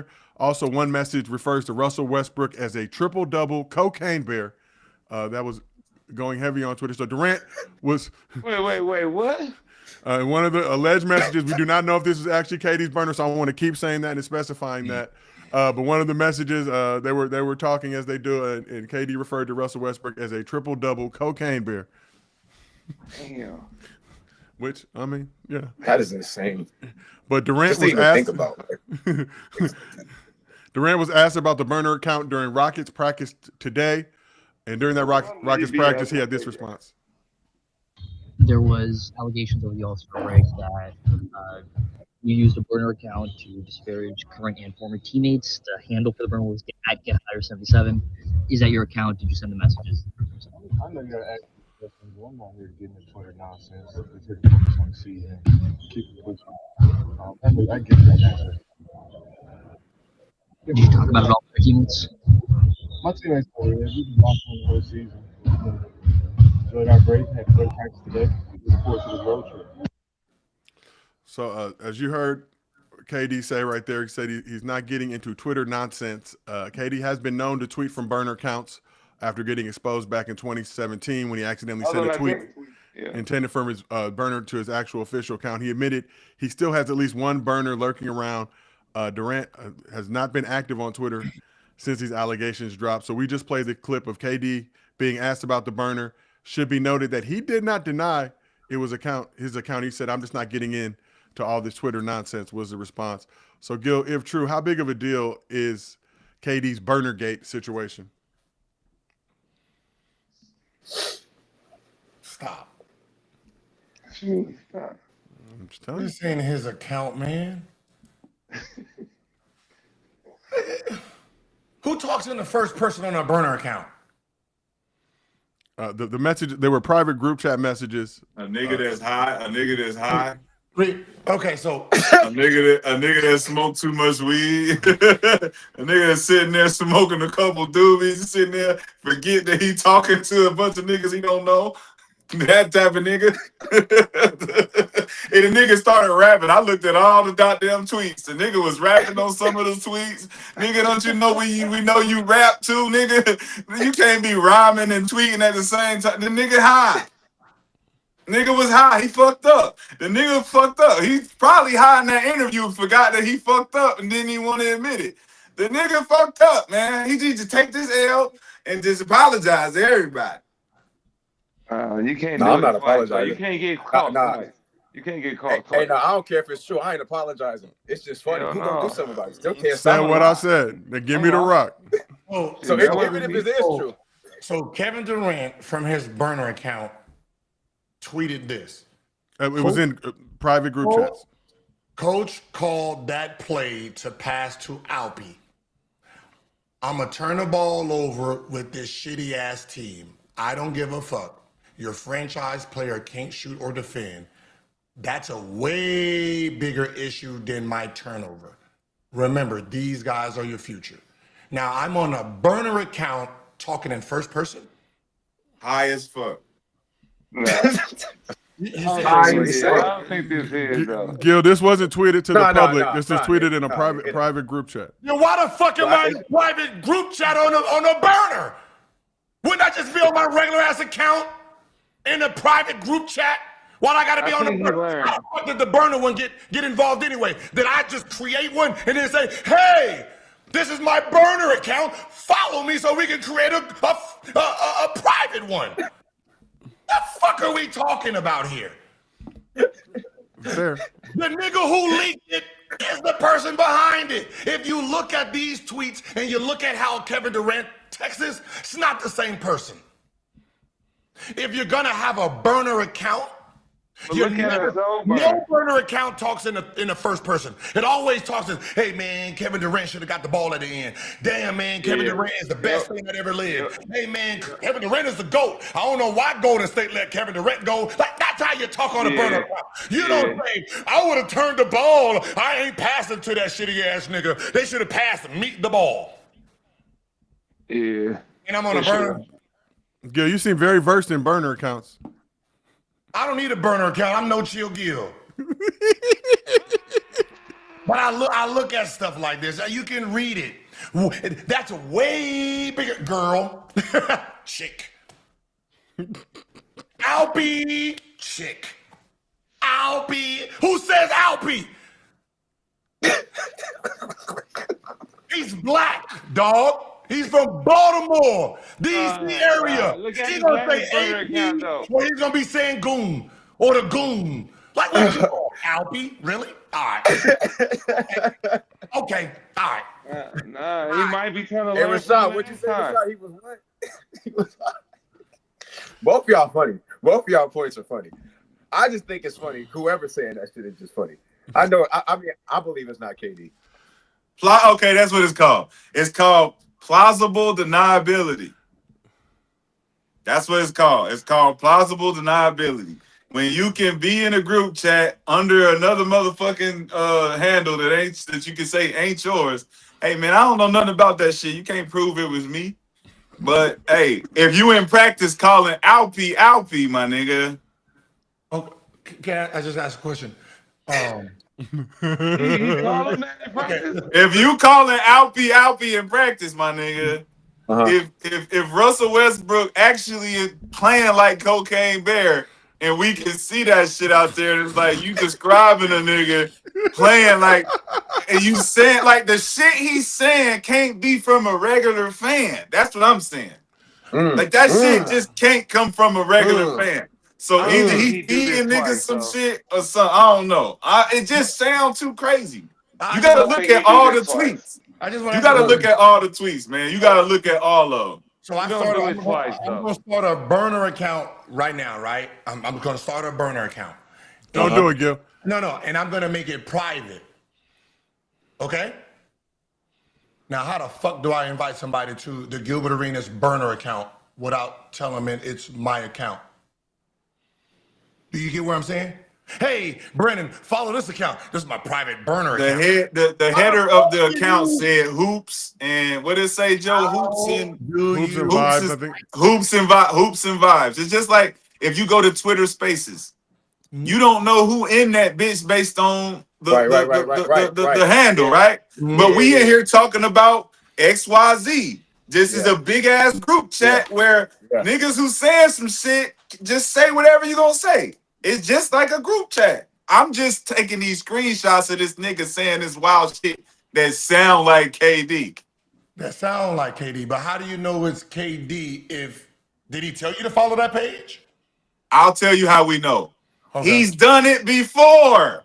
That's why I don't think you'll do it again. Did he do it? Yeah. You was embarrassed, bro. Yeah, no, he won't. No, he No. not. If you get caught the second time, it's done for. But he said it in the starting five, Nick. He said it in the starting five shit. He's like, man, I gotta engage with the people, man. Ain't nothing better than talking back and forth. When I got time, I go talk to him. So he doing the same shit. I gotta ride with KD right now. He been speaking. This between talk back and forth here about you. But you're saying that they should have called the play for me. I'll rather turn the bitch over than pass it. Like, come on, that don't sound like no damn KD. Come on, man, Nick. You've been high before. Shit, you said worse shit not being high. Nigga, we done heard you say some shit that didn't make sense either. It ain't gotta make sense.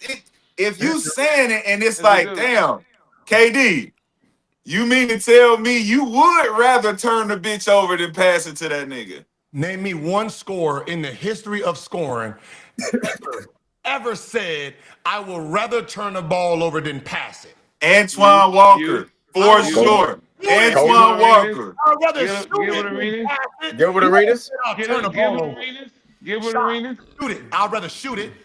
Gilbert Arenas. Never turn the ball over. I'd rather shoot the ball. You said I'd rather throw the ball out of bounds to give the ball to you, Nick. I'd rather throw that bitch I'd rather throw that bitch out of bounds and give you the ball, Nick. I heard all kind of crazy shit out your mouth, Gil. I'd rather shoot it. Call a timeout before I pass you the ball. Never turn it over. And he turns the ball over. So all it is a fan watching a turnover ball, and then he says it. And then he says a fan don't got that type of insight, Gil. A fan don't got the type of insight to be like, man, I'd rather turn that bitch over than throw it to your bum ass, nigga. That's what it looks like. I say that. Exactly. I'll say that. I say that for sure. Turn the ball over than pass it in. That's what the play looked like. 2 minutes. But I'm saying that a fan not gonna have the insight to say that. A fan not gonna know. That's the insider shit. That shit we know. Like, man, you out here with a nigga who can't play. I would rather turn it over than pass it to you, bro. So relax. You do it in real life at the 2-minute mark. That had nothing to do with the game. But whoever was watching, that was a play for them. The rest of the game kept going on, but that play was pointed out. I heard somebody say inside the Houston Rockets shit that Jabari don't be getting the plays and he don't be understanding certain shit that be going on. Did it come from KD? I heard this, but then it's in the tweet. Did it come so from I KD? heard this on the other side of this, and then I see that. So that means that KD has heard this. If he was the one doing it, hey man, ain't no fan hearing that. Hey, you a fan? You heard it? No, I got it from a source. Oh, okay, but you a fan and you got it from. No, I'm not a fan. I'm a student. I heard it from a nigga that's inside. It's like, yeah, man, Jabari, he don't be remembering the plays and shit, man. And I'm like, damn, but the nigga good though. He was like, man, but he don't be remembering the plays. Okay. So he's good, but he don't be remembering the plays. So let's that sounds like that's his fault. So somebody, but it wasn't KD. Someone in that organization told you, but it wasn't KD. No. I'm just saying, as a source, I can't reveal my sources. You got to keep your sources. But you got to keep your sources. You know this is. But we know it wasn't KD who told you. So someone. No, yeah, it wasn't KD that told me.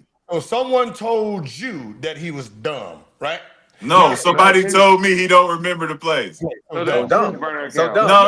That don't mean you dumb. It just means you don't remember the plays. No, in basketball terms, you don't remember the plays. Nah, because when you allowed to smoke weed now, so goddamn niggas be out there forgetting the plays all the time. Okay, so someone in the organization told you as a student, if you had a burner account and you wrote this message, you could be KD, correct? Ooh. No, not me. No, I don't participate. I don't participate in the group chat. You see how we're It's me. Nah, that just mean you had a conversation with KD. You gotta kind of figure out how to get that nigga's back for some reason. But hey, they on that nigga ass, man. He can't get away from this shit. Ain't no text message gonna stop this. All I'm saying is, hey, BJ. That just mean you had a conversation with KD. You gotta kind of figure out how to get that nigga's back for some reason. But hey, they on that nigga ass, man. They on that nigga ass, man. He can't get away from this shit. Or somebody in the organization. Hey, BJ. Is somebody watching the show live on YouTube while it's going on? Hey, that was much needed. Whatever it was much needed. We needed to hear that shit again. Virtual arena, ladies and gentlemen. Hey, Brandon, let me ask a real serious question. All right. Nigga, back was against the wall. Right now, if Brennan Jennings fan started talking, because we know he knows everything about you, right? Mm-hmm. Can he pretend to be you? And we won't know.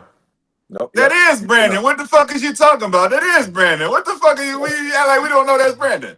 Right?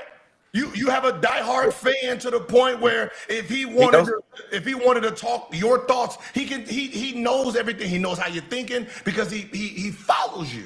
Cause she sit next to him on the couch. That ain't no dude. That's his girl. She's sitting there talking to the shit to everybody. No, you're right. No, Gil.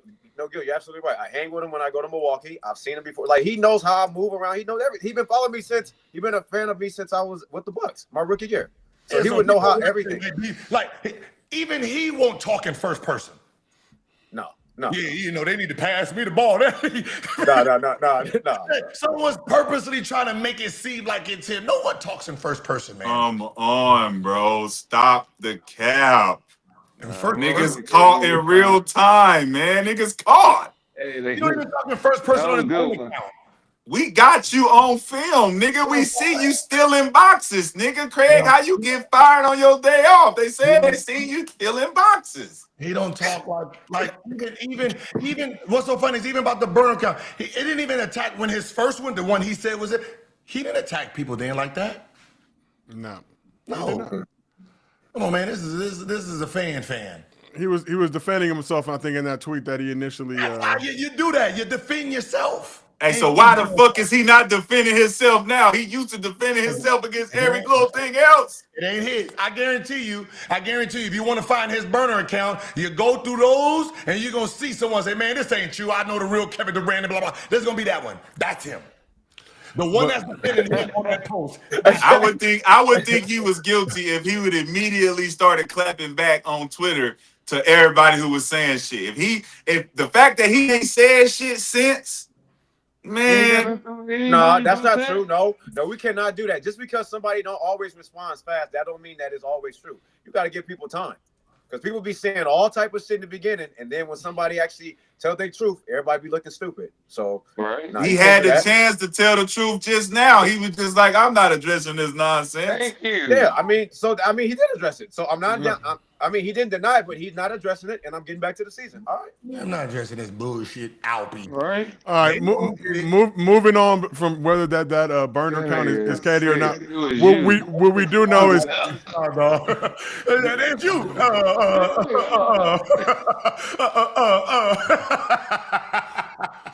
When the nigga high, man, y'all gotta let these niggas be high, man. That nigga got caught being high, man. Y'all can't save that nigga. He having a Young Thug moment. Hey, you came in real strong, man. Hey, you know, if you really think about it, I started off. Hey, you can't save him, Gil. You can't save him. I know y'all friends. I know y'all friends, but you can't save him. I'm not gonna let the friendship live any longer, nigga. I'm gonna step in and let y'all niggas know I'm in here to fuck shit up, okay? Okay, I'm in here to fuck shit up. Hey, you niggas already blackballed me from all the parties and shit. What you think I ain't gonna say shit? Oh yeah, he was him. Oh yeah, you ain't getting off on this shit, nigga. Shy, you weren't the only one. Hey, you weren't the only one to get blackballed. Hey, and talk about me in them new group chats too, goddammit. I need the exposure. Come ahead and talk more. Hey, they send me the group. They send me the screenshots too. I get some of them. I get some of them. I get some of them. Okay. Y'all gotta see your group chat. Okay. Don't start acting like Young Thug. Hey, you know when a nigga back against the wall, they say whatever. So yeah, Nick. Hey, Nick. Tap me on the shoulder, nigga, at any point, okay? Okay. But on a serious note, burners aside, league message aside, KD from his official account, which we know is Kevin Durant. Hey, Twitter police will know to come get you. Katie on his official account. Hey, he on Twitter right now. Erasing that shit. Erase. KD from his official account, very active, always engaging with fans, going at fans, getting into arguments, debates, discussions. Do you respect KD for using social media and engaging with fans as much as he does?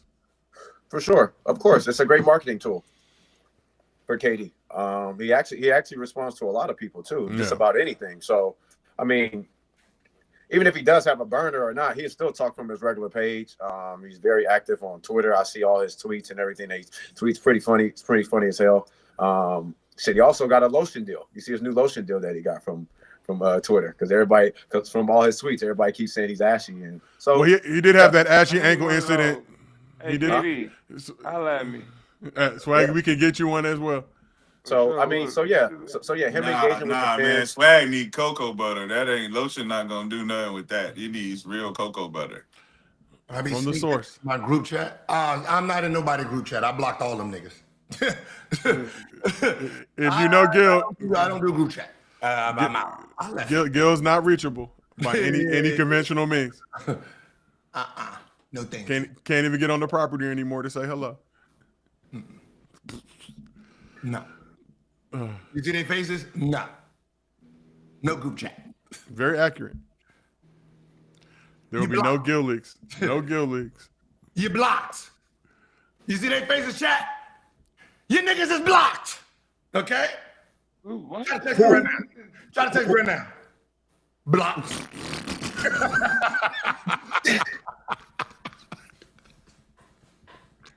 I like this a little better because I don't have to be next to No, that's funny. They really thought they was blocked.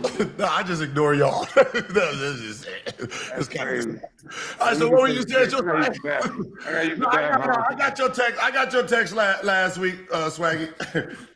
Yeah. That's crazy if you did, motherfucker. Last week is crazy. Now I seen it. He was like, yo, hit me real now. It's important. I seen it. It's funny. That's why I ain't hitting you back, because it's important. Shit, I don't want to do something I don't want to do. No, I'm good. Okay. Well, I need you to pick me up from jail. He said, yo, I seen it. Hey, Nick. That rim is all of 5 foot, right? And his son is 14. He has first of all, Nick has a younger son. Nah. All right. Josiah, what were you saying?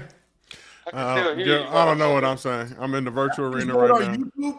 Our YouTube plaque right there behind. Who got the YouTube flag up? Right there, just behind them two ass. See, that's not a. Damn, he put out. Man.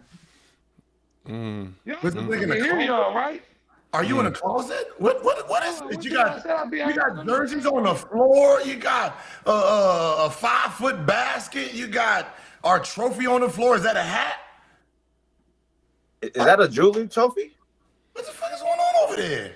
Julie MVP. Man, let me turn my shit off. I could have did what Brandon did in transfer room. Some people don't. Be right back. I gotta go get something. What? All right, what we got, Josiah? I don't know. I'm here stuck in the virtual arena. I'm sorry, Gil's Joe. virtual. No, you're not. You're not sorry, Gil. It's fine. You're not sorry, Joe. You're Joe, not sorry. I don't know how long you're gonna put up with this type. I've been dealing with you niggas for 3 years. You're not sorry. You can't put me in the Negro category. I treat you very well. You are respectful. Don't put me in the book. I laugh at all your jokes, my nigga. I know they're not. Most of them are not funny. But Shad, I also feel your pain. All-Star Weekend. I had to walk into the party with Kenyon. I had to sneak into Brandon's golf tournament. Sneak in. I had to sneak in the And he had to sneak in the after party. No, I'm just kidding. They jammed me up at the door at the after party. Man, what you doing here? I had to show them clips of the show. Now it's me right here. He was stealing sushi. Hey. The little caviar. Oh, the little caviar. Okay. But we won't get into all that. I'm not even gonna hold y'all, right? So you had an after party. Yeah. Yeah. Yo, you were invited. Yeah, I mean, it was. Everybody knew about it. Everybody? Not me. Did you? Yeah. Did you send them an invite? Like you text them? Would you? Everybody knew about it. Yeah. Everybody. Nothing, motherfucker. Your best friend was there, and yeah. What day did you text like what day? Because I didn't know. Everybody knew. If you was at the golf event, everybody knew. How did you get it to them? Everybody was told that it was an after party. No, what I'm saying is, did you text them? Who texted them, or did you email? Yeah, you got us blocked. Personally, no, it wasn't me personally. Huh? It wasn't me personally. It was the people that was putting on the event. They made sure everybody who came knew about the party. So they invited me? Because my wife went. Yeah, I know. That's what I'm saying. Yeah, so I was gonna say your wife was there, Gil. With her. When I saw her, I said, "Where's Gil?" She didn't tell you, Gil. Same thing, man. I saw your best friend. Getting dressed and stuff. Like she was like, I was like, "Where you going?" She was like, "Brandon's after party." Brandon's after party? She's like, "Yeah, you didn't get the invite." I seen all kind of pictures and shit. All right. Oh, Nick, Nick, you didn't get invited either? Hell no, it's only certain Illuminati niggas win. That's damn. All. You know I was. You know I wasn't invited. Hey, I'm gonna be honest with y'all. I ain't with none of that. Hey, you know I wasn't invited. I don't be drinking. I don't be drinking the blood and shit. I don't be drinking the blood and shit. I don't know nothing about that shit. He started golfing, boy. He been acting. Hey, listen, no, man. I pray to God. That's all I do. Don't put that on me. Don't come knocking on my door. Hey, Swaggy, he was out there swinging the motherfucking golf club right-handed and shit, knocking that shit out. Really I'm like, how the fuck he started hitting holes in one and shit off the tee and shit? Goddamn. Nigga doing magic, ain't he? Nigga vampire now. Nigga vampire now. Vampire in L.A. Goddamn, Eddie Murphy, part 2, nigga. Vampire in L.A. Vampire in Compton, nigga. Goddamn, let's do it. Let's write it. Goddamn, shit. Shit, that's a script right there. Shit, there goes script. You playing. Shit, you're fucking playing. Ladies and gentlemen, we are turned up in Gil's virtual arena. We got one last topic for the day. We need to discuss that. Very appropriate based on the conversation we're having now. It's on loyalty, which there seems to be none of in this day and age. So James Harden learned about the business side of the league early in his career. Won 6th Man of the Year in 2012 in his 3rd season with the Thunder, reaching the finals with that squad along with KD and Westbrook. After OKC opted not to give him a max extension, Harden got traded to the Rockets, where his career flourished, including an MVP. Harden is now on his 4th team since getting traded from Houston in 2021, with the bulk of those moves coming from trade requests for various reasons. So after his third game with the Cavs since being traded by the Clippers before the deadline, Harden offered his perspective on the business side of the league and why it's become common for stars to end up on multiple different teams during their careers. Let's take a listen to that clip if we have it. It's basketball, and the whole quote unquote loyalty thing is, I think it's overrated. You know, I think this is a business at the end of the day, and it's a lot of money involved and a lot of decisions that has to be made. You know what I mean? So, you know, like if a player isn't producing, or if you don't see him in the future, or, you know, front office, some of them have to do like a job and want to keep their job, you know, so they got to feel like they got to do what's best for, you know, to keep their job, and they trade players. Or if a guy isn't happy and he wants to be traded to somewhere else, then it's a problem. It's just so many different dynamics that go into it. This is a business at the end of the day. For me, it's always about, like, I don't lose focus of, you know, trying to compete for a championship, and then financially, you know, making sure that my family is taken care of. You know what I mean? Because I'm very smart, and I've sacrificed a lot. You know what I mean? Financially, like, which I don't get credit. I don't get talked about, but I'm fulfilled and I'm happy with it, you know? But like winning a championship, or at least having a chance to, and then financially getting paid for, you know, me being available and playing at the highest level for so long. So to answer your question, you know, this is a business at the end of the day. So I feel like players should, you know, ultimately do what's best for them, and front office does what's best for them and their owner and their organization. So, you know, it's two sides of a story. So Harden has made the playoffs in each of his first 16 seasons in the league. That streak will continue this season with the Cavs, currently sitting at 4th in the East, heading into the home stretch of the season. So do you guys understand Harden's perspective on there being no loyalty in the league?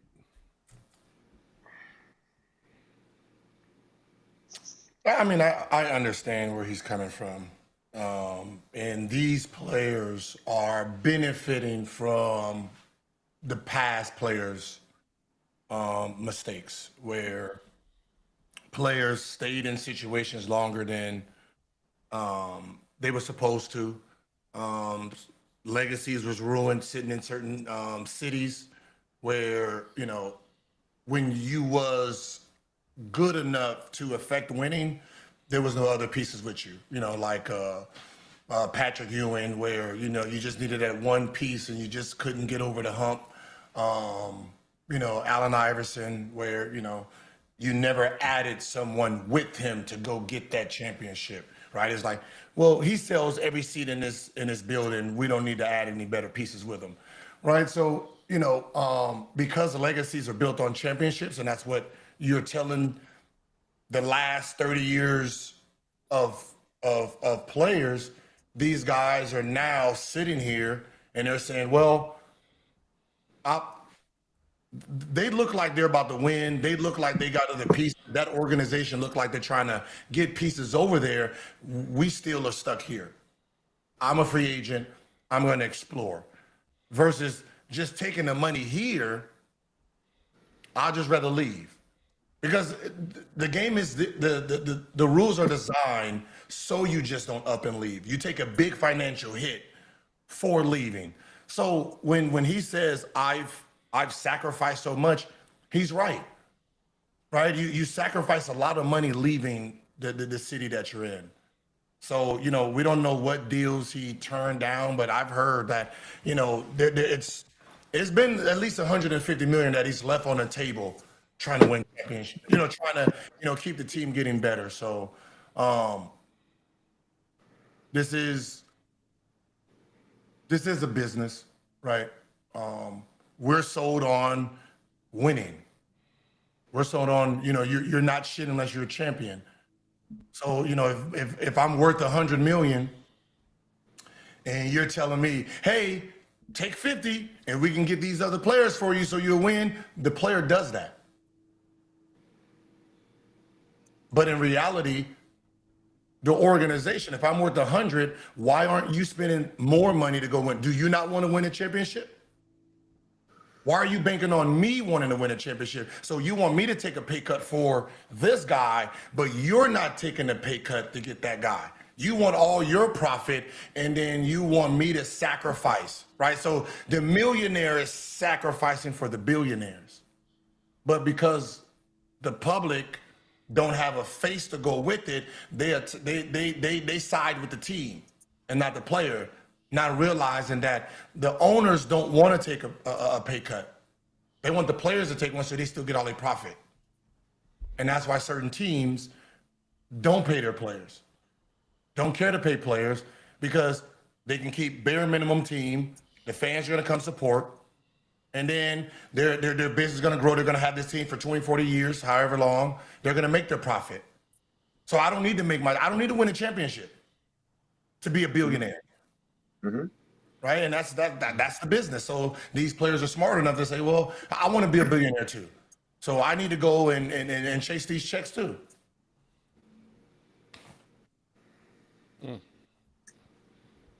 Brandon, you agree with Harden's assessment on there being no loyalty Yep. in this league? Yep, I agree. I look at it from both sides, what Gil said. You know, James wanted to sacrifice for winning. He lost a lot of money off of it. Then when it was time for him to re-up, you know, you saw what they did to him. So, but I like what James said, man. And I hope a lot of players, I hope a lot of young players coming up will listen to James because he's been in this situation. And it's true. So, you know, like Gil said, man, it's so much money that's being thrown out here now that players, NBA players, could become billionaires. Like we're going to see Wemby's probably going to be a billionaire. You know, Luka, you know, SGA, they'll probably be billionaires before they're done playing. And, you know, that's just the thing. Go get yours. The biggest thing is go and get yours because the organization is going to be there and the owners, he ain't losing no money. He's still going to be a billionaire and have all his at the end of the day. So just do what's best for you. Swaggy, you agree with Harden's stance and opinion on Yeah, loyalty just- being overrated? I mean, just to hear Harden speak about it and talk like that was big. Look at him in a different light because Harden get a lot of bad press, a lot of bad criticism, and it's just good to finally hear him speak out on the situation. And it's true. It is true. Players got to do the ultimate sacrifice, and everything lies on the player. You don't hear nobody talking about the owners or nothing on ESPN, on these shows, on podcasts. It's always the player. So, yeah, just keep bringing light to it for sure. And then Shad, obviously, we just played the clip of Harden giving his opinion on loyalty, saying he sacrificed a lot. Think about the situation with the Sixers when there's supposed to be a deal under the table with Daryl Morey to get him his bread, proceeded to get traded to the Clippers. Now the Clippers situation, they were 6-21 to start this season. Had a lot of stuff going on behind the scenes over there. He's now in Cleveland with the Cavs with an opportunity to keep his playoff streak alive. What's your reaction to Harden's comments just on there being no loyalty in the NBA? I don't know. I mean, I'm going to stick to staying 10 toes on the original conversation we had earlier. The loyalty happens with certain players. I believe Houston had loyalty with James for 10 years, and ultimately he decided to leave based on Daryl Morey exiting and also Mike D'Antoni being fired. They brought in a new coach. They got rid of the GM that was essentially his center stone piece to keep him with the Houston Rockets and allow him to go to the team he wanted to go to. So James went to Brooklyn, to the team he wanted to go to. He didn't go to Sacramento. He didn't get traded to the Bucks or anybody that he didn't want to go to. He went with the team he wanted to go to. Then you look at when he was with OKC, the $5 million that he couldn't get to push him to the Houston Rockets.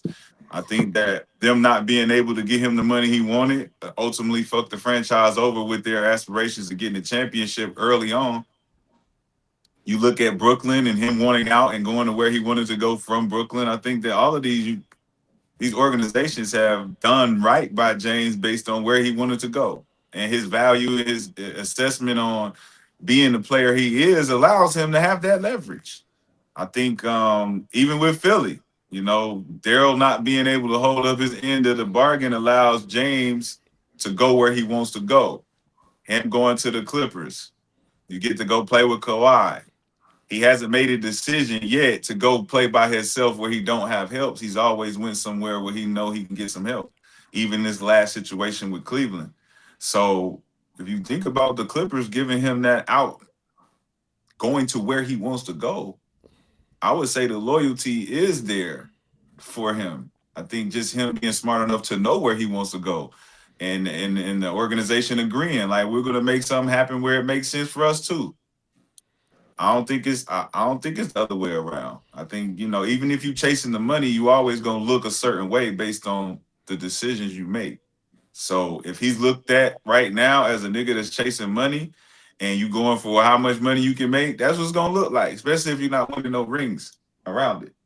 And I think if he stay in Houston for another 7-8 years and he's still there right now, would they have won a championship by now? Who knows? That's a variable we never gonna see. But would that look like loyalty if he was still there? I think so. I think he's saying that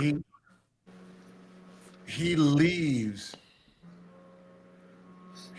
before he gets screwed, because he said because there's no loyalty, right? Y'all remember Westbrook, right? Where he turned on Kevin Durant for the organization and said, "Oh, he won out. I'm here. This is me." They traded that man, right? We watched DeMar. This is my city. They traded that man. So he's looking at situations and saying, "Wait, they don't really have no loyalty. So shit, I need to do what's best for me. So if I feel like, hey man, this shit look about, I'm not going down with the ship, because I know the owner. He got a submarine, so he gonna live. he gonna live. The rest of us, our careers is gonna die. So he's basically saying, I get the fuck out of there before you even have a chance to screw me. When my number is high, that's when I bounce, right? Houston, Moore was his guy. I believe in him. I'm going with him. So he followed him, right? Hey, but remember, we trying to win championships too, right? So who you need to win a championship? All right, bring me CP. All right, here you go. Who else you need? All right, bring me Dwight Howard. All right, here you go. All right, who else you need? All right, here you go. Here go Russell Westbrook. Here you go. All right, man, look, we still not getting there. So remember what we said before. If you give me this, I'm gonna give you this. My guy so if you're not delivering on getting me where I need to go, and I'm giving you the money that you asking for, there's no trade-off. But my guy left. I know, that's what I'm saying. So now you feel like your incentive now is, this was my guy, but this guy brought you in, paid you based on the organization telling him to do that. Like, someone's giving Daryl the heads up that this is cool. So if you can find another middleman for you that can still go to the dude that's paying you, it shouldn't change your stance on the organization. But if you like Daryl that much, all right, go with Daryl, right? But guess what happened with you and Daryl? You obviously didn't like Daryl that much, because you niggas split up when you got to this other side of the fence. Yeah. So now, is it a you thing, or is it a Daryl thing, or is it an organizational thing? No, is it the thing when you don't get your way, you're ready to just bounce? Yeah, that's what I'm saying. That's what I'm saying. I'm like, what is it? No, it's this. If I tell you, if you come to me, and this happened with Daryl, you come to me and say, "Hey, we need you to take a pay cut so we can make this move, right? And we'll get you on the back end." But what's this move for, though, Gil? This move is for what? To get a better player. To try to win a championship. Yes. All right. All right, go ahead. So he takes a pay cut, right? For this. You spend the money how you spend it. His contract is up and he's ready to extend off the promise you made to him. And then you, as Daryl, couldn't deliver. It wasn't Daryl, it wasn't him. It was up top. It was up top. Up top was like, nah. And we didn't get this. We didn't get what we was supposed to get on this side. Where's our check? Where's our finals? Where's the playoff run? We're looking for our shit too. Okay. So we don't get what we get. You don't get what we not gonna give you what you want. No. That's how I'm looking at it. That's how I'm looking at it. No. You told me to give you $100 and you was gonna do this with it. I gave you $100. I did my part. What the fuck you do with it is on you. Where's my 200 back? Like we went to get Paul George with that 100. Cole. You didn't flip it right. That's your problem. I gave you 100. You said you was gonna flip it to 2. Where's my 2? But I did say I was gonna flip it to 2. But you did say you was gonna give me more than you gave me. You gave me 20 and 10. You coming off? You the 1. You gave me 20 and 10. I gave you the 100. You said you was gonna flip it to 2. Right. If you didn't flip it to 2, that's your fucking problem. Where my 2 at? I still want my 2. Yes, I get that. I get that. But what about what you promised me though? I promised you my money. I gave it to you. No. You took less. You took less so you can get something on the back, so you can get more, right? You took less so you can get more, right? You asked me because what I'm valued at this point, if I'm valued at 50 million, and that's what I'm demanding, and you're like, hey, hold on. I know we're supposed to give you 50. If you can take 35 right now, we'll give you 65 tomorrow. And you're like, all right, man, we're gonna do that. All right, now look, get it. I get that. Now what's in it for us? We doing this deal for you. This is for you to get your bread. You're coming to me and telling me not to take to take a pay You're cut. telling me to take 35 for you to go get more players. Yeah. Right, so we can win. So I take the 35 for you. And we don't win. I still took the 35 for you. But you didn't help us win. The agreement is we win. You got the wrong player with the 15 extra. That ain't my problem. We got the right player. We got the right player. You gave us less production. And that's why you are my guy. That means you're coming to me personally. We talked about this already, though, Gil. We talked about this the same thing when it happened. I'm like, Daryl Morey is like, look, we was looking for 25. 27 and 10, 27 and 8, James Harden. You gave us 20 and 10. The shit you asked him for don't add up for what you gave me. Bro, you asked me. I get both sides. As a friend, you came to me outside of business. No, I get it. I get it. Me as buddies. That's why they fucked up. But remember what we said. This came from up top. Remember, this not come. Daryl was like, look, bro, this ain't got shit to do with me. They saying you didn't give us what you said you was gonna give us. No, I did. I gave you the 35. That's what everybody's missing. I gave you the 35 million. What you told me to help your books. Right. Then you flying-balled me. So James and him are friends. Did his part. The other group is the one that flying ball, and that became the problem. But that's why I'm saying. For the upper people going back to Daryl and saying, Daryl, we're not giving him what he asked for because he didn't give us what we asked for. Yeah. But that's what I said. I've never been in that situation, but I know those conversations because I was in that conversation before, where I had a conversation with the owner. He told me this is what we want from me. I did it. There was a time and point where he could have stood on corporate business and say, hey, you got 127. Doctors say your knee ain't worth this no more. We offer you 80. You can take this.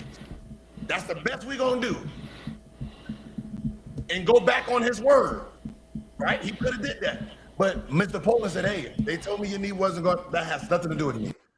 Whatever your number is, 110, 120, 127, it's all yours. You do with it how you please. Let us know when you come back. That was our conversation. If you want somebody fired, we can fire them too. It's your money to do it. And that's when I said, all right, I called Antoine, how much you need? Boom, boom, boom. So instead of taking 127, I took 111. You made all those decisions based on trying to win a championship for the owner. But he did right. But he did right by me to give me a chance to do that. That's what I'm saying. So for Daryl's the middleman. The relationship between Daryl and James gonna salt because you not giving me from the owner perspective. You not giving me what I gave you the money for. But y'all know the middleman always gets shot first. Don't you take a pay cut to get other good players though? No, we do. Yeah, I know. So why? In theory, we don't supposed to. I know, but the players they got, because they had messed up too. And then Donald James. They got Paul George. They got Paul George out of the situation. They paid Paul George with James Harden money. Yes. Yeah. Mm-hmm. Okay. Mm-hmm. That's fucked up. That's the business. And that's where it goes. But it is a dirty game. No, it's one of those things. Is if you're the middleman, don't make promises you can't. You know what I mean? Don't make promises you can't deliver. Right? He delivered, and you're not delivering back to him, and you have the excuse, and he don't want to hear that excuse. No. But hey, also making the statement that there's no loyalty when there was. But it isn't though. There wasn't till there wasn't. There wasn't till there wasn't. So it does exist. You can't say it don't exist because you didn't get your way. Because they did give you everything you needed. No, I think he's speaking more in general. Like, why did you want out the Clippers? Well, because whatever our conversations was, it feels like I was gonna get screwed. So we all been on teams where we seen shit. We seen coaches talk shit to other players about that player, and then talk to I was on Philly when they was talking about they were trying to decide between Lou Will and Iguodala. Who was gonna be the man, and they didn't want Collins didn't want Lou Will to be in the All-Star game because he didn't want him to represent the team, so they picked Iguodala to be in the All-Star team that year. He made people pick Iguodala. Damn, that's crazy. You remember? Y'all remember I said this a couple years ago? I said, "Hey, I want to see the coaches' votes, who they voted for. Yeah, those are the only votes we don't see." Right, where they get their sheet and they vote, so we can see who they voting for, right? But remember, I told you there's always collusion because I'm Doug Collins. I got friends in other places. Lou Will says I know y'all want to vote for Lou Will, but don't vote for Eagle. We want him to represent. Like that happens. Remember, I always said, listen, hey, I got Jaren Jackson Jr. right here. If he makes this team, he's worth 360. I don't want him to make this team. So, hey, I have $1 million that I can spend on you reporters to go the other way. Hey, that's the same thing. Hey, that's full circle. That's full circle what I said about Cam Thomas, my nigga. That's the same thing I was saying about Cam. How the coaches can do that shit to you. They can fuck you over. And if Cam is a new version of Lou Will, like Doc said, that same shit can happen to him and anybody else. Jonathan Kuminga, Khalil Ware, Cam Whitmore, all of these guys can fall into a bracket where the coach don't fuck with them and the owner like, man, you know what? Send a memo out. We're not fucking with them. Do not fuck with him. Hey, who breathing on the mic? Who got that dog? That's Josiah. That's Josiah. Shut. I ain't breathed in 30 seconds. I'll be listening here in 10. Hey, mute Josiah, Mike. That shit stop, man. You better stop. Get your goddamn ass away from that microphone. Nick Jr. Nick Jr.